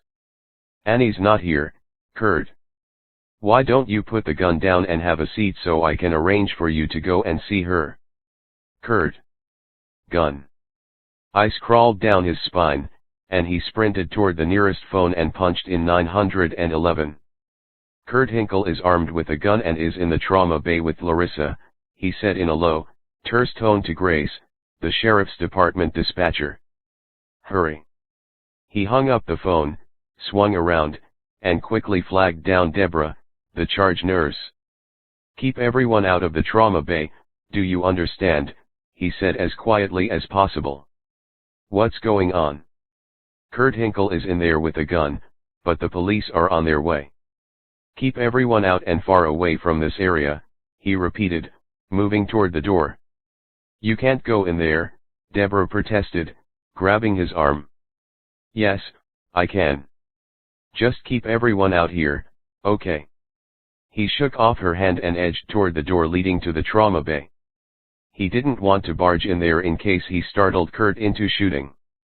But he couldn't bear the thought of Larissa facing someone as unstable as Kurt alone, either.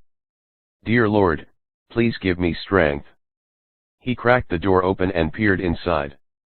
The ice on his spine turned glacier when he saw how close Kurt was to Larissa, just 6 feet away, with his gun leveled directly at the center of her chest. Larissa stared up at Kurt with wide, frightened eyes with nothing but a small metal bedside table between them. There was no way he was waiting for the sheriff's deputies. He shoved open the door and stepped into the room. "Put down the gun, Kurt." The older man swung around to face him, the gun bobbing up and down in his hand. "Stay out of this, Doc. This is between her and me." "Put the gun away," he repeated, projecting a calmness he didn't feel. "Don't make this worse than it already is. Get outta here," Kurt shouted, his face turning red. From the corner of his eye, he noticed Larissa was edging farther away from Kurt, exactly the way he'd hoped. The trauma bay was big and open, there weren't any places to hide or much to use as a barrier against a gun. "Why are you threatening Larissa?" he asked, striving for a conversational tone. "She hasn't done anything to you." Mentioning Larissa was a mistake as Kurt immediately swung back toward her. "You should have stayed away from Annie," he accused. "You shouldn't have filled her head with ideas of leaving me. It's your fault she got hurt. If she wouldn't have left, she'd be fine right now." Gabe couldn't believe Kit's twisted logic, but then again, he didn't understand why any man would physically abuse his wife, either. Kurt was so far beyond rational that Gabe didn't have a clue how to get through to him. "I was trying to help Annie," Larissa said with a note of defiance. "You're the one who keeps hurting her, not me." Gabe silently urged Larissa to be quiet. There was no sense in making the guy mad. "What do you want, Kurt?" Gabe asked, desperate to get the man's attention focused back on him instead of on Larissa. "I can't help you if I don't know what you want." "I want you to get out of here," Kurt shouted. "If you don't, I'll start shooting." Gabe glanced helplessly at Larissa, trying to think of a way to stall. Kurt might be drunk, but considering his hunting background he didn't dare bank on the fact that Kurt might not hit his target. Especially considering Larissa was in close range. Where were the sheriff's deputies? Shouldn't they have been here by now? What was taking them so long? "Now," Kurt said, firing the gun for emphasis, the sound echoing through the trauma bay. "Get down," Gabe shouted to Larissa as he dropped to the floor. He rolled and then came up in a small crouch, ready for the next gunshot. Larissa must have sensed what was about to happen, because when he glanced over, she was hunkered down in the corner of the room holding the small metal bedside table turned sideways so that the tray protected her chest. He didn't see any blood, so he hoped and prayed that meant she wasn't hit. Thankfully, she had some cover. "Curtis Hinkle. Drop your gun and come out with your hands up." Kurt spun around toward the doors leading in from the ambulance bay, where the sheriff's deputies were located. Gabe took advantage of Kit's momentary distraction to dive toward Larissa. She clutched at him, and he held her tight for a fraction of a second before he shoved her behind him. "Stay down," he whispered. A bullet could still go through him to get to her, so he used the metal bedside table as a shield while hoping for the best. He took heart in the fact that he could see a deputy standing just outside the door he'd come through earlier. The cops had Kurt and the trauma bay surrounded. But the danger was far from over. "Go away or I'll kill them both," Kurt shouted. "What do you want, Kurt?" one of the deputies shouted. "Do you want to see Annie?" "Annie's dead," Kurt screamed, his face mottled with anger. "Annie's not dead," Gabe said and hoped he wasn't lying. "She's at a hospital in Madison. The deputies can arrange for you to see her." "You're lying." Gabe probably was lying since he doubted the deputies would take him anywhere near Annie. It was clear they believed Kurt was the one who'd run Annie down. But they needed to get Kurt to surrender his gun before anyone got hurt. "Do you want to see your son, Tommy?" the deputy asked from outside the ambulance bay doors. "Leave my son out of this." Kurt grew even more agitated, pacing back and forth in front of the ambulance bay doors. "Stay away from him, do you hear me?"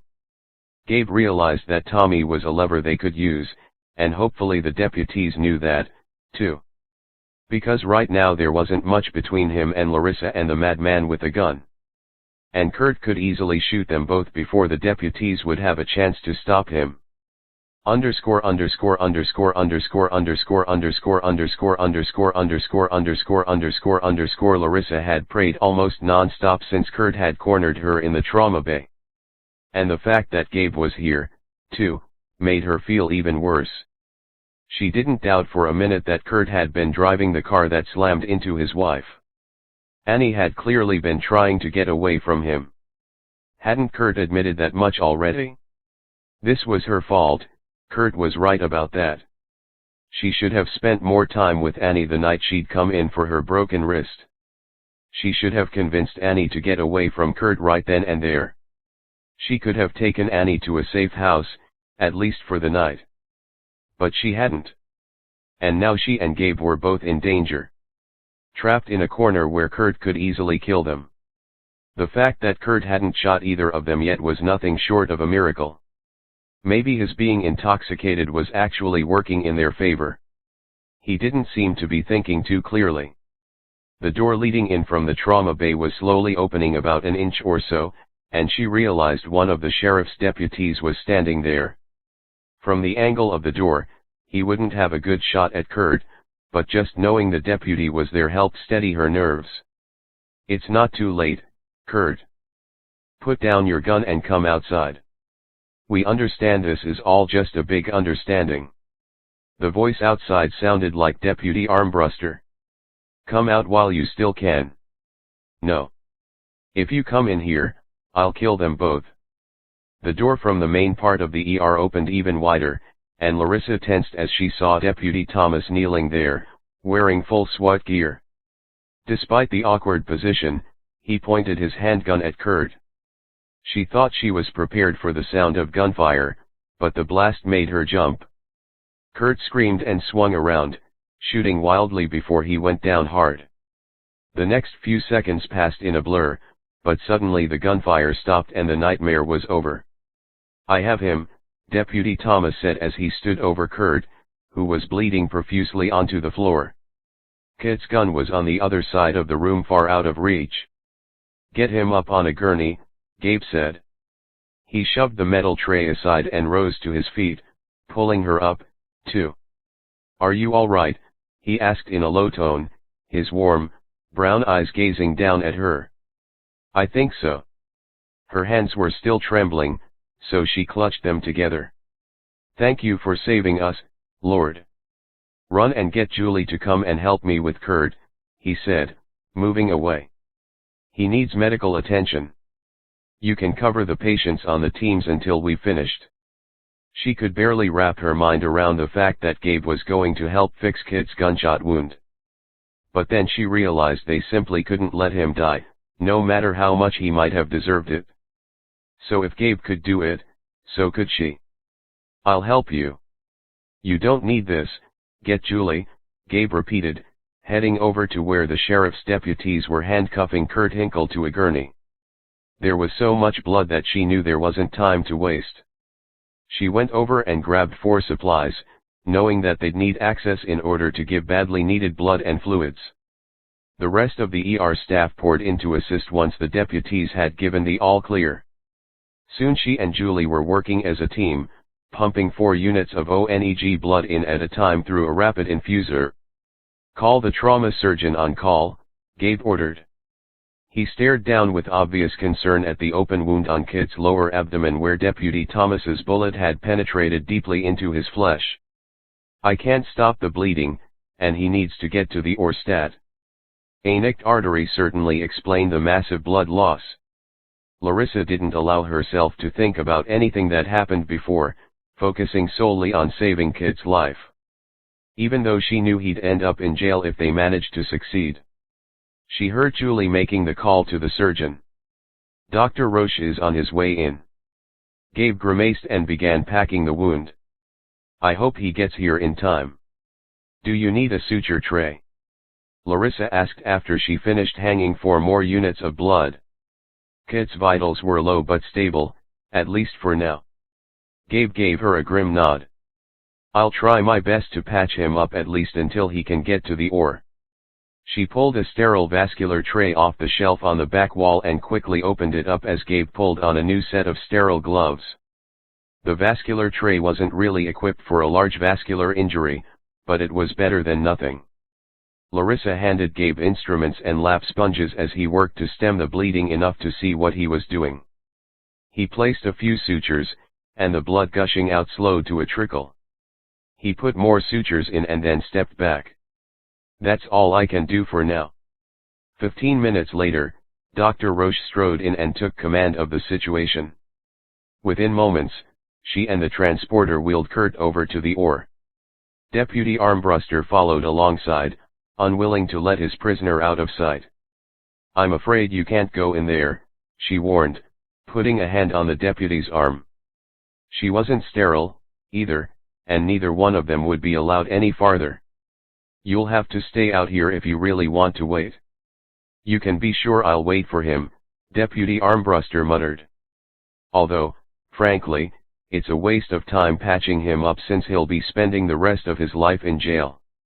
She didn't have an answer for that and was ashamed to admit she'd had the same thought earlier. But the source of the injuries didn't matter. As healthcare professionals, they were obligated to save lives to the best of their ability. "Even kits? There's a coffee machine over there." "Help yourself," she murmured. "Thanks. I'll have to take your statement later, okay? I'll hang around after my shift is over," she promised. "Tell the doc I'll need to talk to him, too." She nodded to indicate she'd pass the message. "Take care." She turned and made her way back to the ER. She felt bad that Julie and Deborah had been covering her patients all this time. But when she glanced up at the clock, she stared for a moment, unable to believe that only an hour had passed since Kurt had trapped her in the trauma bay. The rest of her shift passed by in a blur. After she gave report to the oncoming nurse, she headed outside, surprised to see the bright sun. The rain from the night before had passed, giving way to a new day. As much as she wanted to go home, she knew the police still wanted to talk to her and to Gabe. Just then, Gabe joined her outside. Wordlessly, he crossed over and pulled her into his embrace. She leaned against him, relieved and glad to be alive. "I've never been so afraid in my whole life," he murmured in her ear. "I'm thankful you weren't hurt."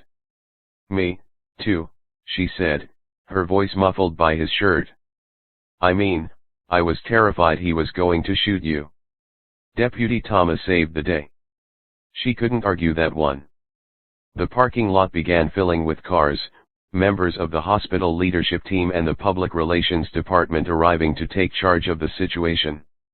As they streamed past, she felt distinctly self-conscious and tried to pull away, knowing Gabe wouldn't want to be seen hugging her like this in public. But he refused to let her go.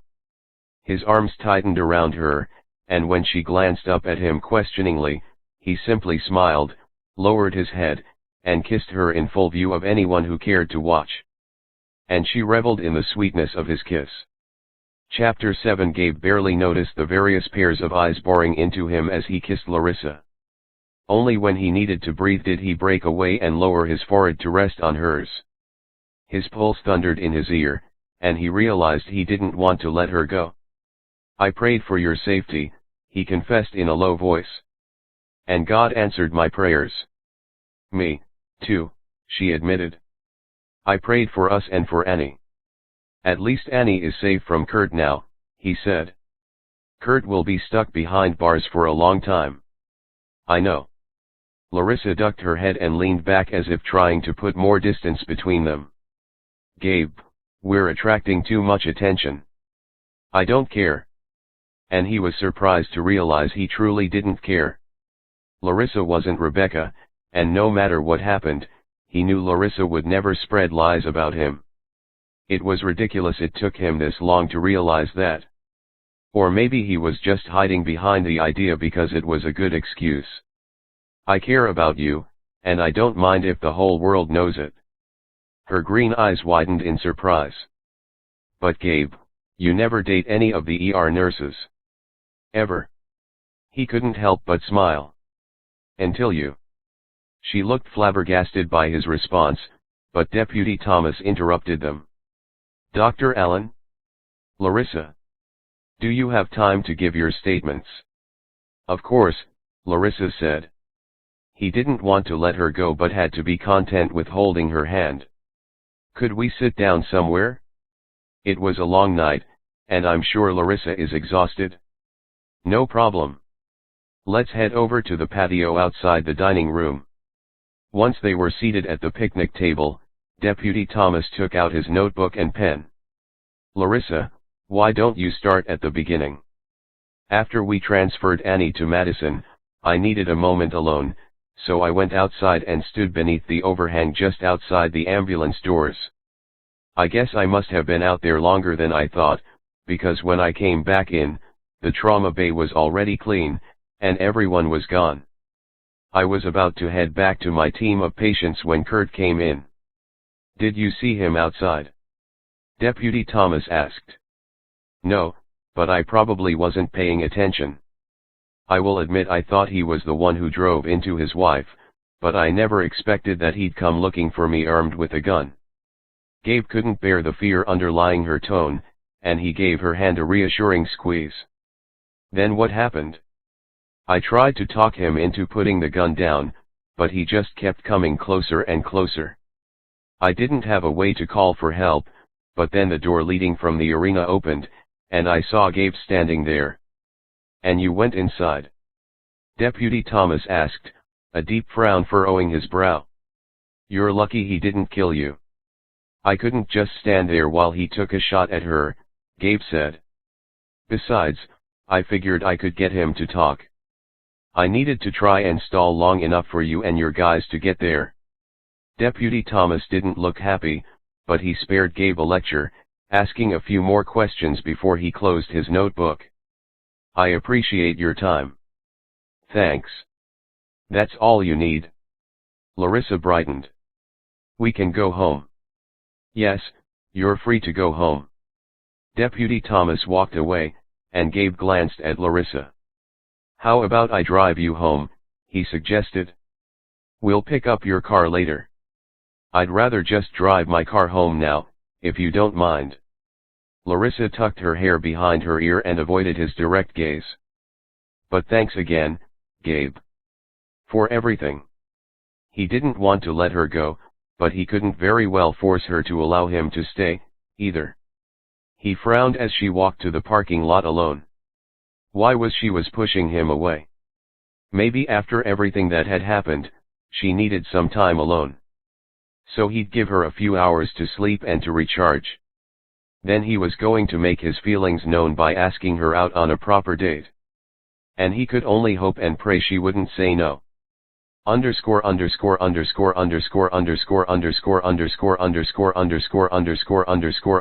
Larissa dragged herself out of bed after 5 hours of sleep, determined to get back on a regular schedule since she had day shifts scheduled after her day off.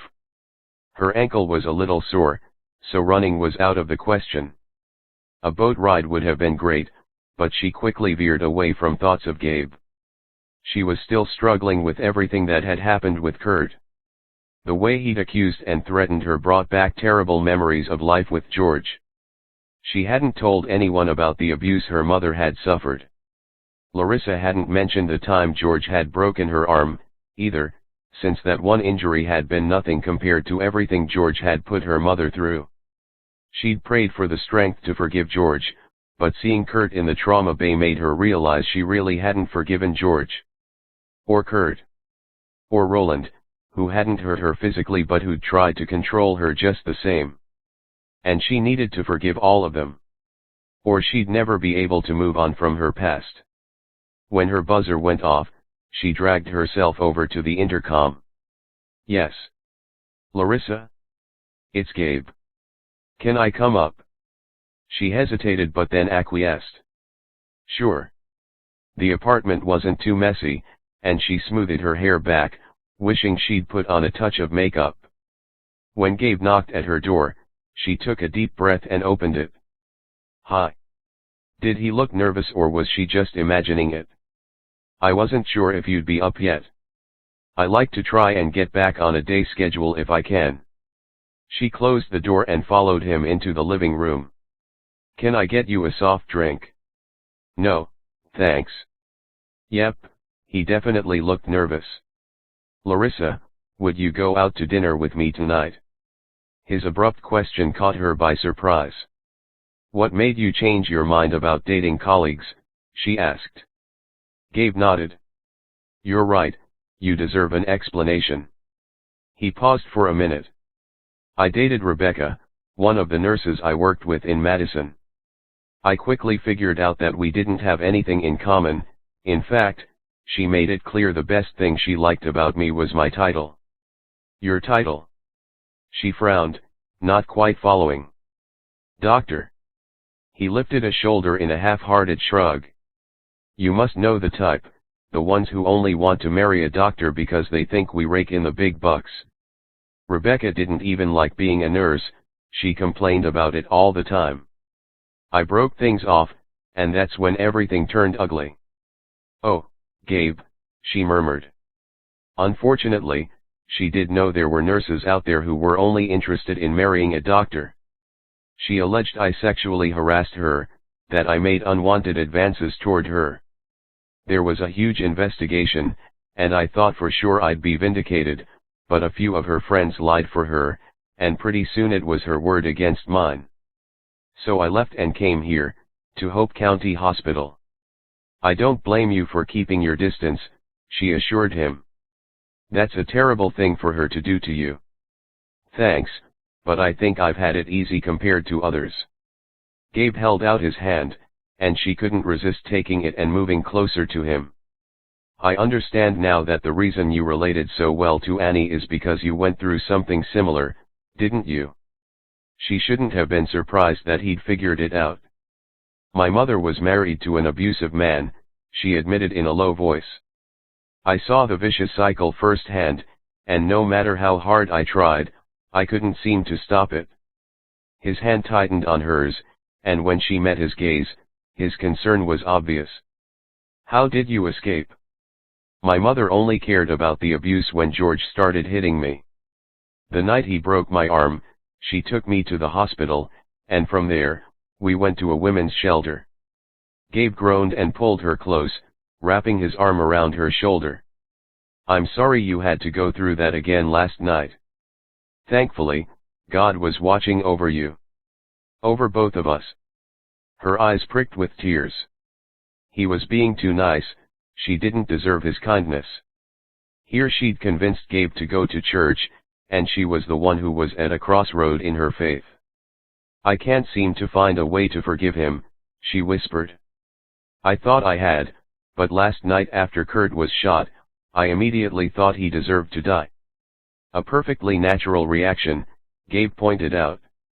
He leaned back, put his finger beneath her chin, and forced her to meet his gaze. I thought the same thing. But Gabe, don't you see?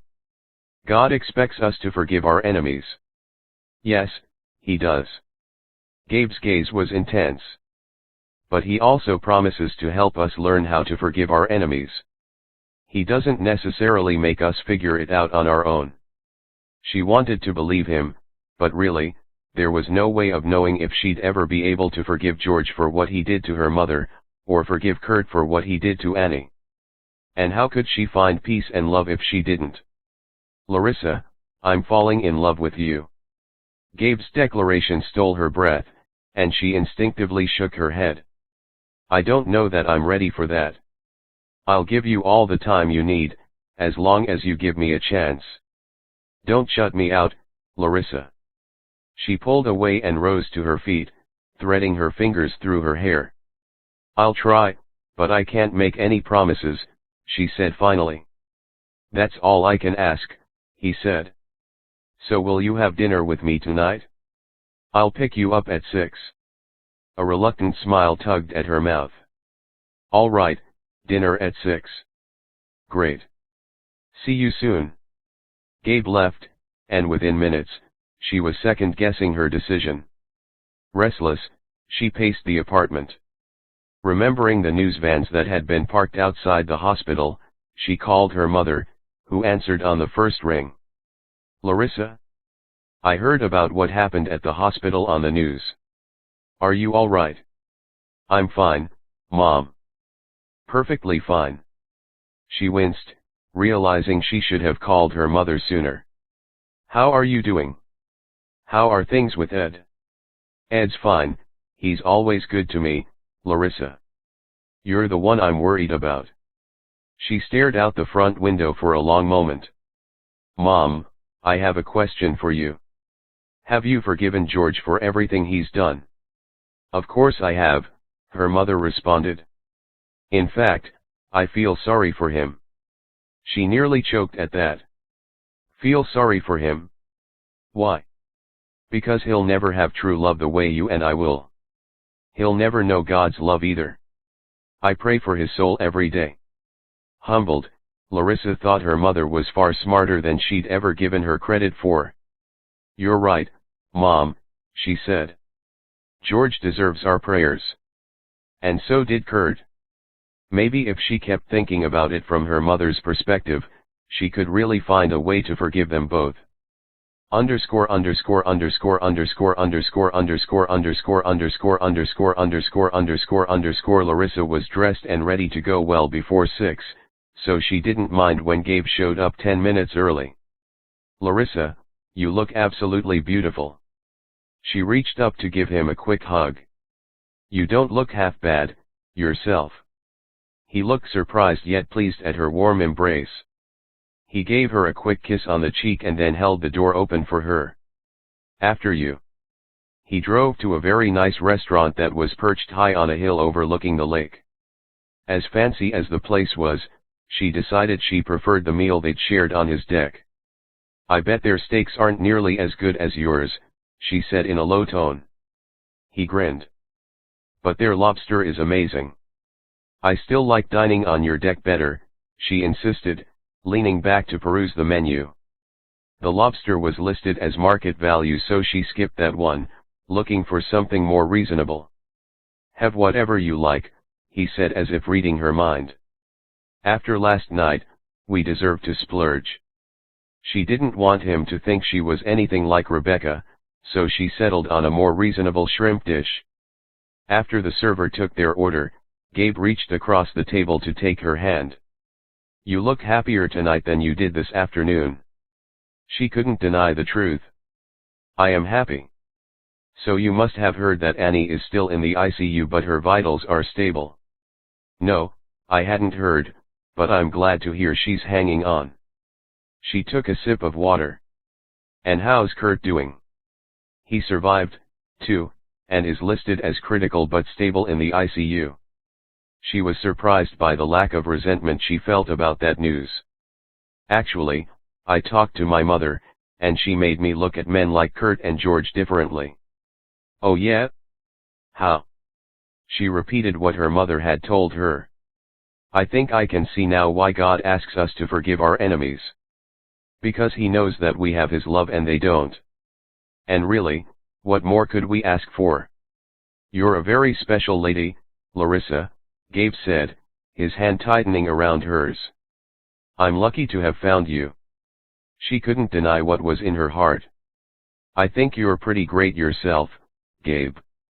A wide grin split his face, and he stood and came around the table, drawing her up to her feet. Does this mean we're officially dating, Ms. Brockman? He asked in a teasing tone, sliding his arms around her waist. I believe it does, Dr. Allen, she agreed, reaching up to wind her arms around his neck. The playfulness vanished as he stared deeply into her eyes. I love you, Larissa. Her heart swelled to the point she feared it might burst with joy. I love you, too. When he kissed her, the entire restaurant burst into applause, and she found she didn't mind one bit. Thank you, Lord. The end. Dear reader, when I was a young girl my parents used to take us up north to stay in a cabin on Fish Lake. I always remember those trips fondly, learning how to swim and water ski on the lake. So when it came time to write a mini-series I wanted to create a setting that reminded me of the fun times I had as a young girl. I created this fictional town of Crystal Lake a few years ago, and the town and its characters drew me back to tell more stories about it. This novella is to introduce my new Crystal Lake series. If you enjoyed this story, I hope you consider reading A Soldier's Promise, which is Julie Crane's story. The first chapter is after this letter if you want to give it a try. I love to hear from my readers, and you can find me on Facebook under Laura Scott Books, on Twitter at LauraScottBooks, or my website www.laurascottbooks.com. Yours in faith, Laura Scott. Excerpt from A Soldier's Promise, Chapter 1. Hey, Jules, we have 2 trauma patients on the way, ETA less than 5 minutes. ER nurse Julie Crane stifled a groan. She'd just returned from taking her previous patient down to the morgue, and she was emotionally drained from dealing with his grieving family.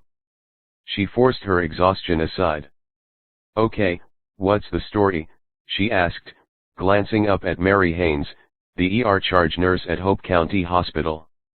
A 2-vehicle crash, T-bone on the driver's side? From what I hear, the drunk driver who ran a red light and caused the crash wasn't hurt, but the guy in the SUV and his young daughter are being brought in. Julie caught her breath as her heart thumped painfully in her chest. Oh, no. Not a young child. She couldn't handle an injured child. She closed her eyes and prayed. Please God, keep the little girl safe. And her father, too.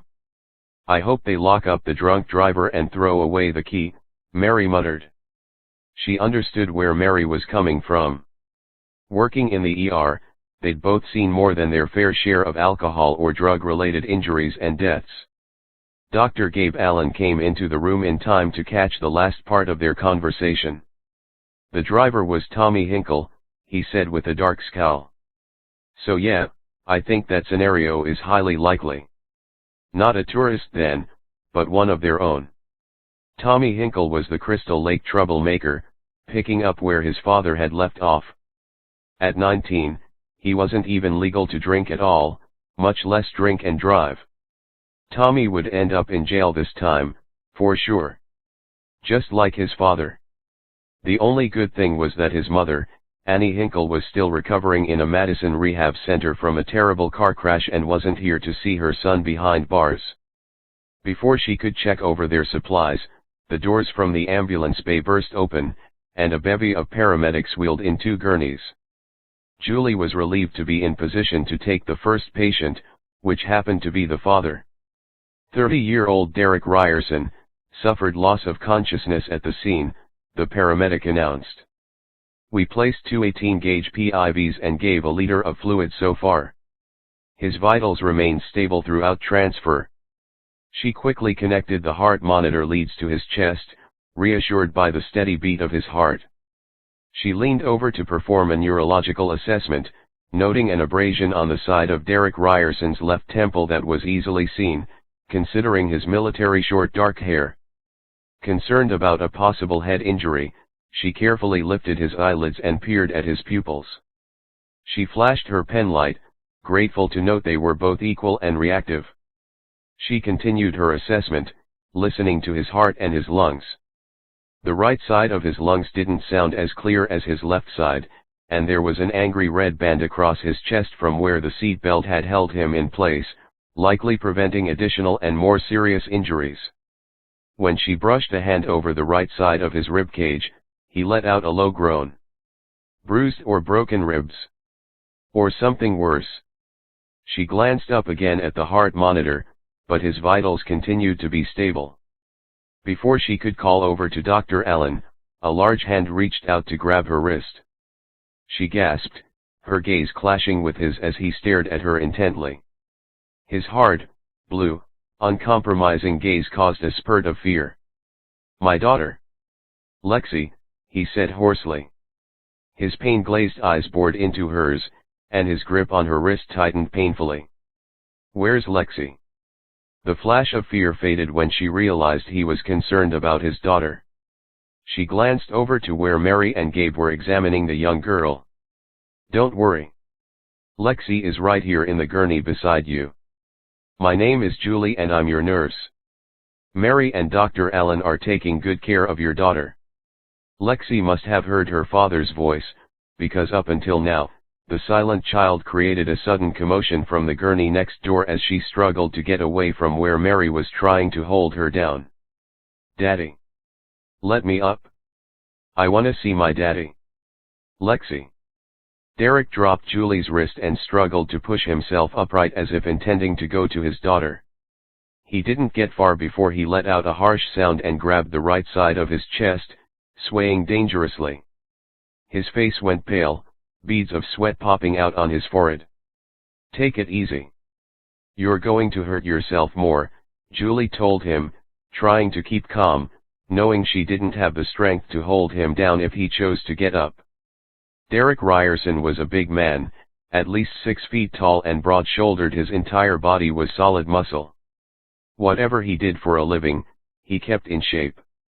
You have a couple of bruised or broken ribs, and we haven't cleared your spine yet, either.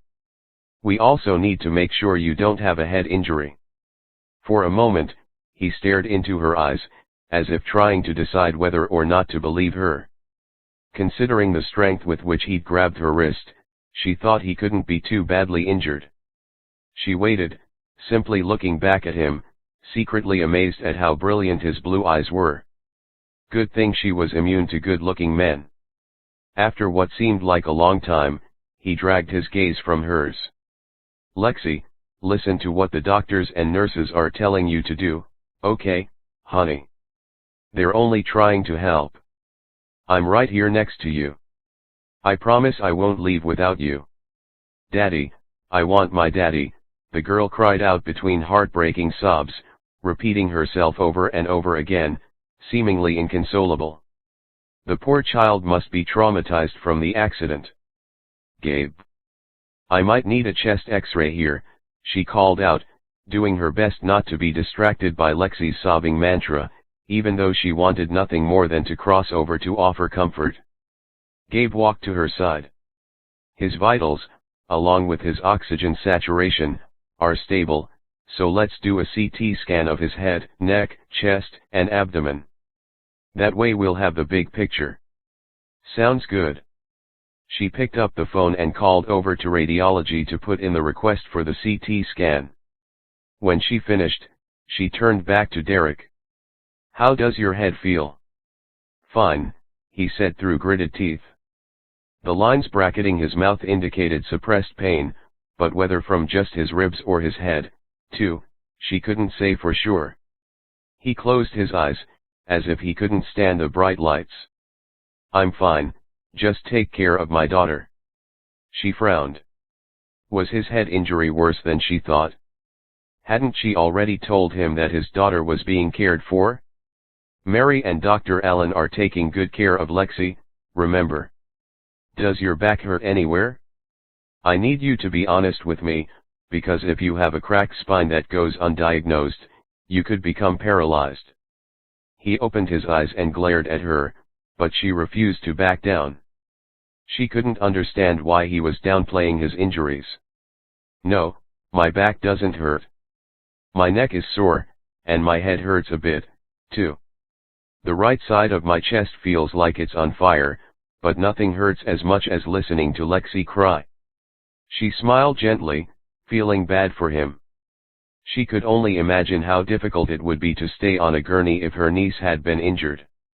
I know, and I'm sorry. But the best thing you can do for your daughter is to make sure you're all right. She needs you. I'm fine, nothing a little aspirin won't cure. Bruised and battered from the airbag and the crash, but fine. There was no point in arguing. She glanced over at the next gurney, where Gabe and Mary were in deep conversation. I don't see any sign of serious injury, she heard Mary saying to Gabe.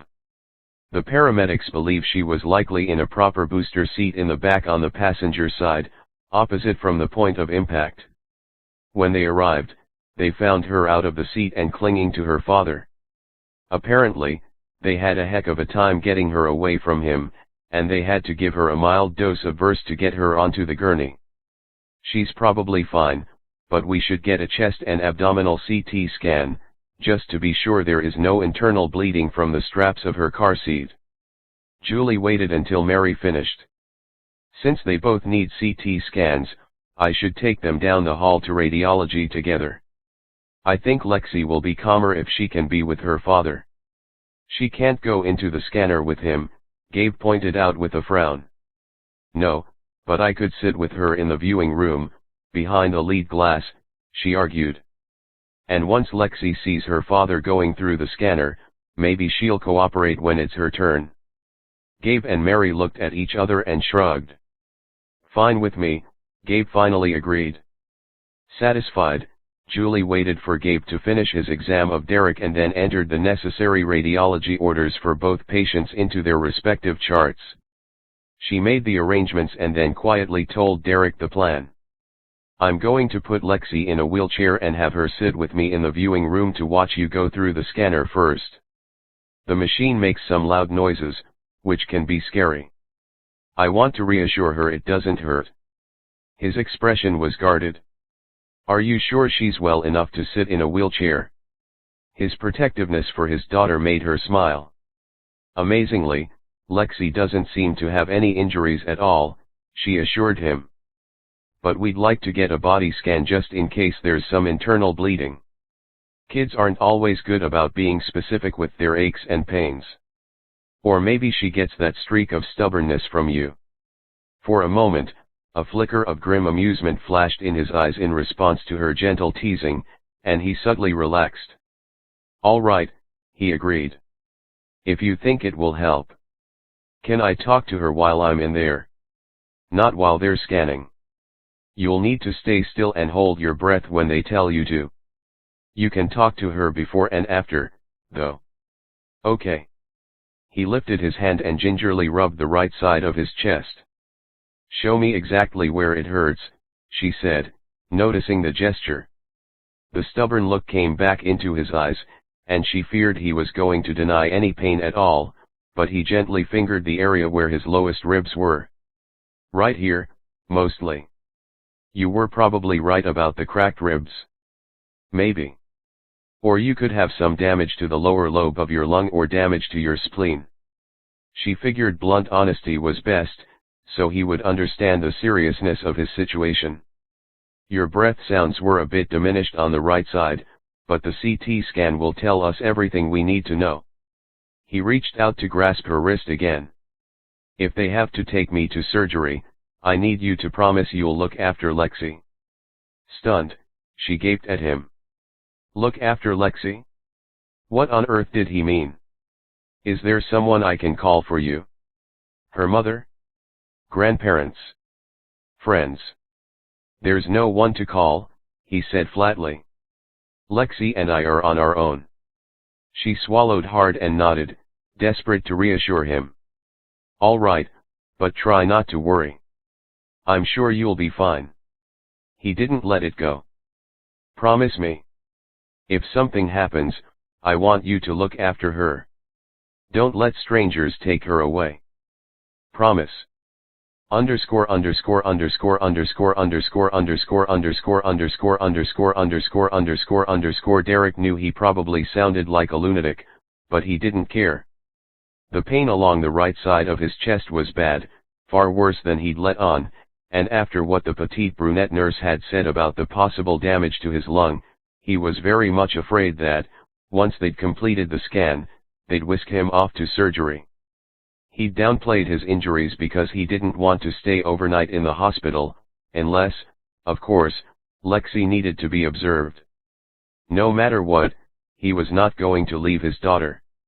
Lexi had already been through so much, more than any 6-year-old should have to handle. With her mother dead and buried, she needed him now, more than ever. If only he'd stopped for something to eat earlier, he wouldn't have been driving through the intersection at the same moment as the idiot who'd run a red light, slamming into them. Daddy. He turned his head, hiding a wince, to look at his daughter. True to her word, the pretty nurse, what in the world was her name, had gotten Lexi into a wheelchair and brought her over to the side of his gurney. He forced a broad, reassuring smile. Hey Lexi, how are you feeling? Her solemn gaze didn't waver from his. Fine, she whispered. Can we leave now? If only they could. He'd been all set to leave without the scans until the nurse had mentioned the possibility of a cracked spine. At this point, he needed to know exactly what he was dealing with. Besides, he needed to be sure Lexi was alright, and if that meant getting a scan first, so his daughter could see it wouldn't hurt, then that's exactly what he'd do. He held his daughter's gaze, holding his smile in place. Afraid not, baby doll, first we have to get checked out by the kitty cat machine.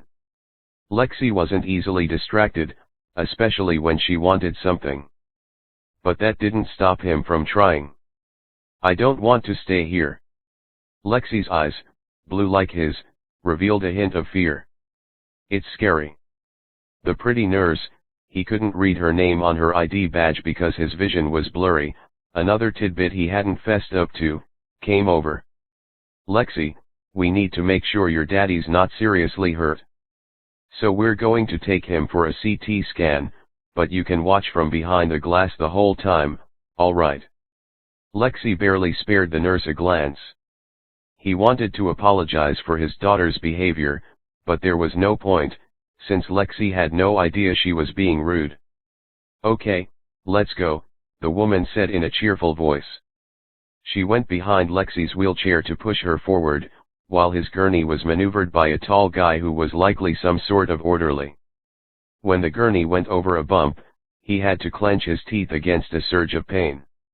He focused on the nurse, who was talking to Lexi. We'll be finished with these scans in a half hour, Lexi, she was saying in that same cheery tone. See the clock on the wall up there? It's 7 o'clock in the evening. Do you know how to tell time? Derek was surprised when Lexi's head moved in a barely discernible nod. His daughter was listening, even if she didn't appear to be paying attention. The big hand is on the 12, and we'll be all finished before the big hand gets down to the 6. Lexi glanced at the clock but said nothing more. The lack of response didn't stop the nurse's rather one-sided conversation, and he was grateful she didn't pass judgment on his daughter the way so many others had. The way Lexi's grandparents had. The CT scan didn't take long, and as soon as they were finished looking into his head, he talked briefly to Lexi, reassuring her. Then he had to stay quiet until the rest of the scan was completed. When the scan was complete, he heard the nurse encouraging Lexi to take her turn. His daughter, bless her stubborn heart, wasn't too keen on the idea.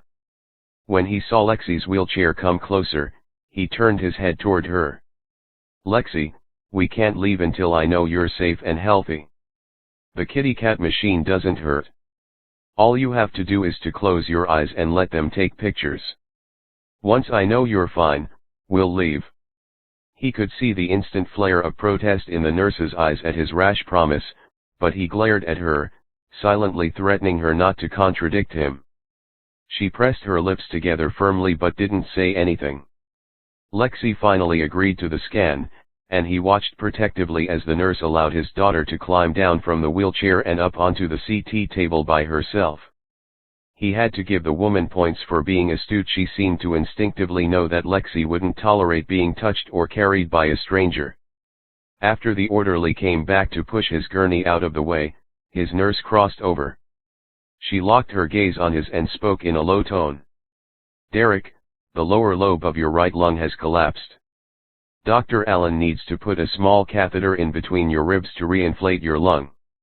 Can he do that right here? Or do I have to go to the operating room? He asked, dreading the answer. He can do that right here, but it's going to hurt? Her large chocolate brown eyes held sympathy. Let's get it done fast, then, before Lexi is out of the scanner. That's what I thought, too, she confessed. When she leaned closer, her name tag came into focus. Julie. He remembered now, her name was Julie. The pretty name somehow fit her dainty frame and cheerful personality. I need to prep the side of your chest, first, okay. Go for it, he said. Just hurry. She hadn't been kidding about the pain, but surprisingly, once the procedure was over, the fire in his chest felt better. The pain wasn't gone, not by a long shot, but breathing was easier.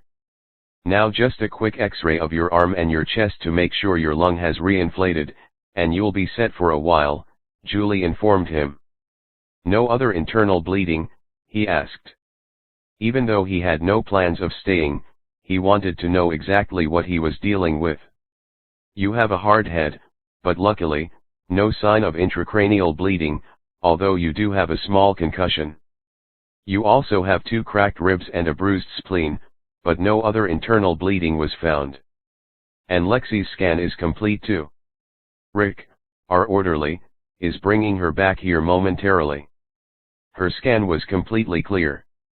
You and your daughter are very lucky to have escaped serious injury. Great. The relief was nearly overwhelming. Once he would have thanked God, but not anymore. Not that he thought God would listen to him anyway, considering the way he'd taken Lexi and bolted out of St. Louis in the dead of night.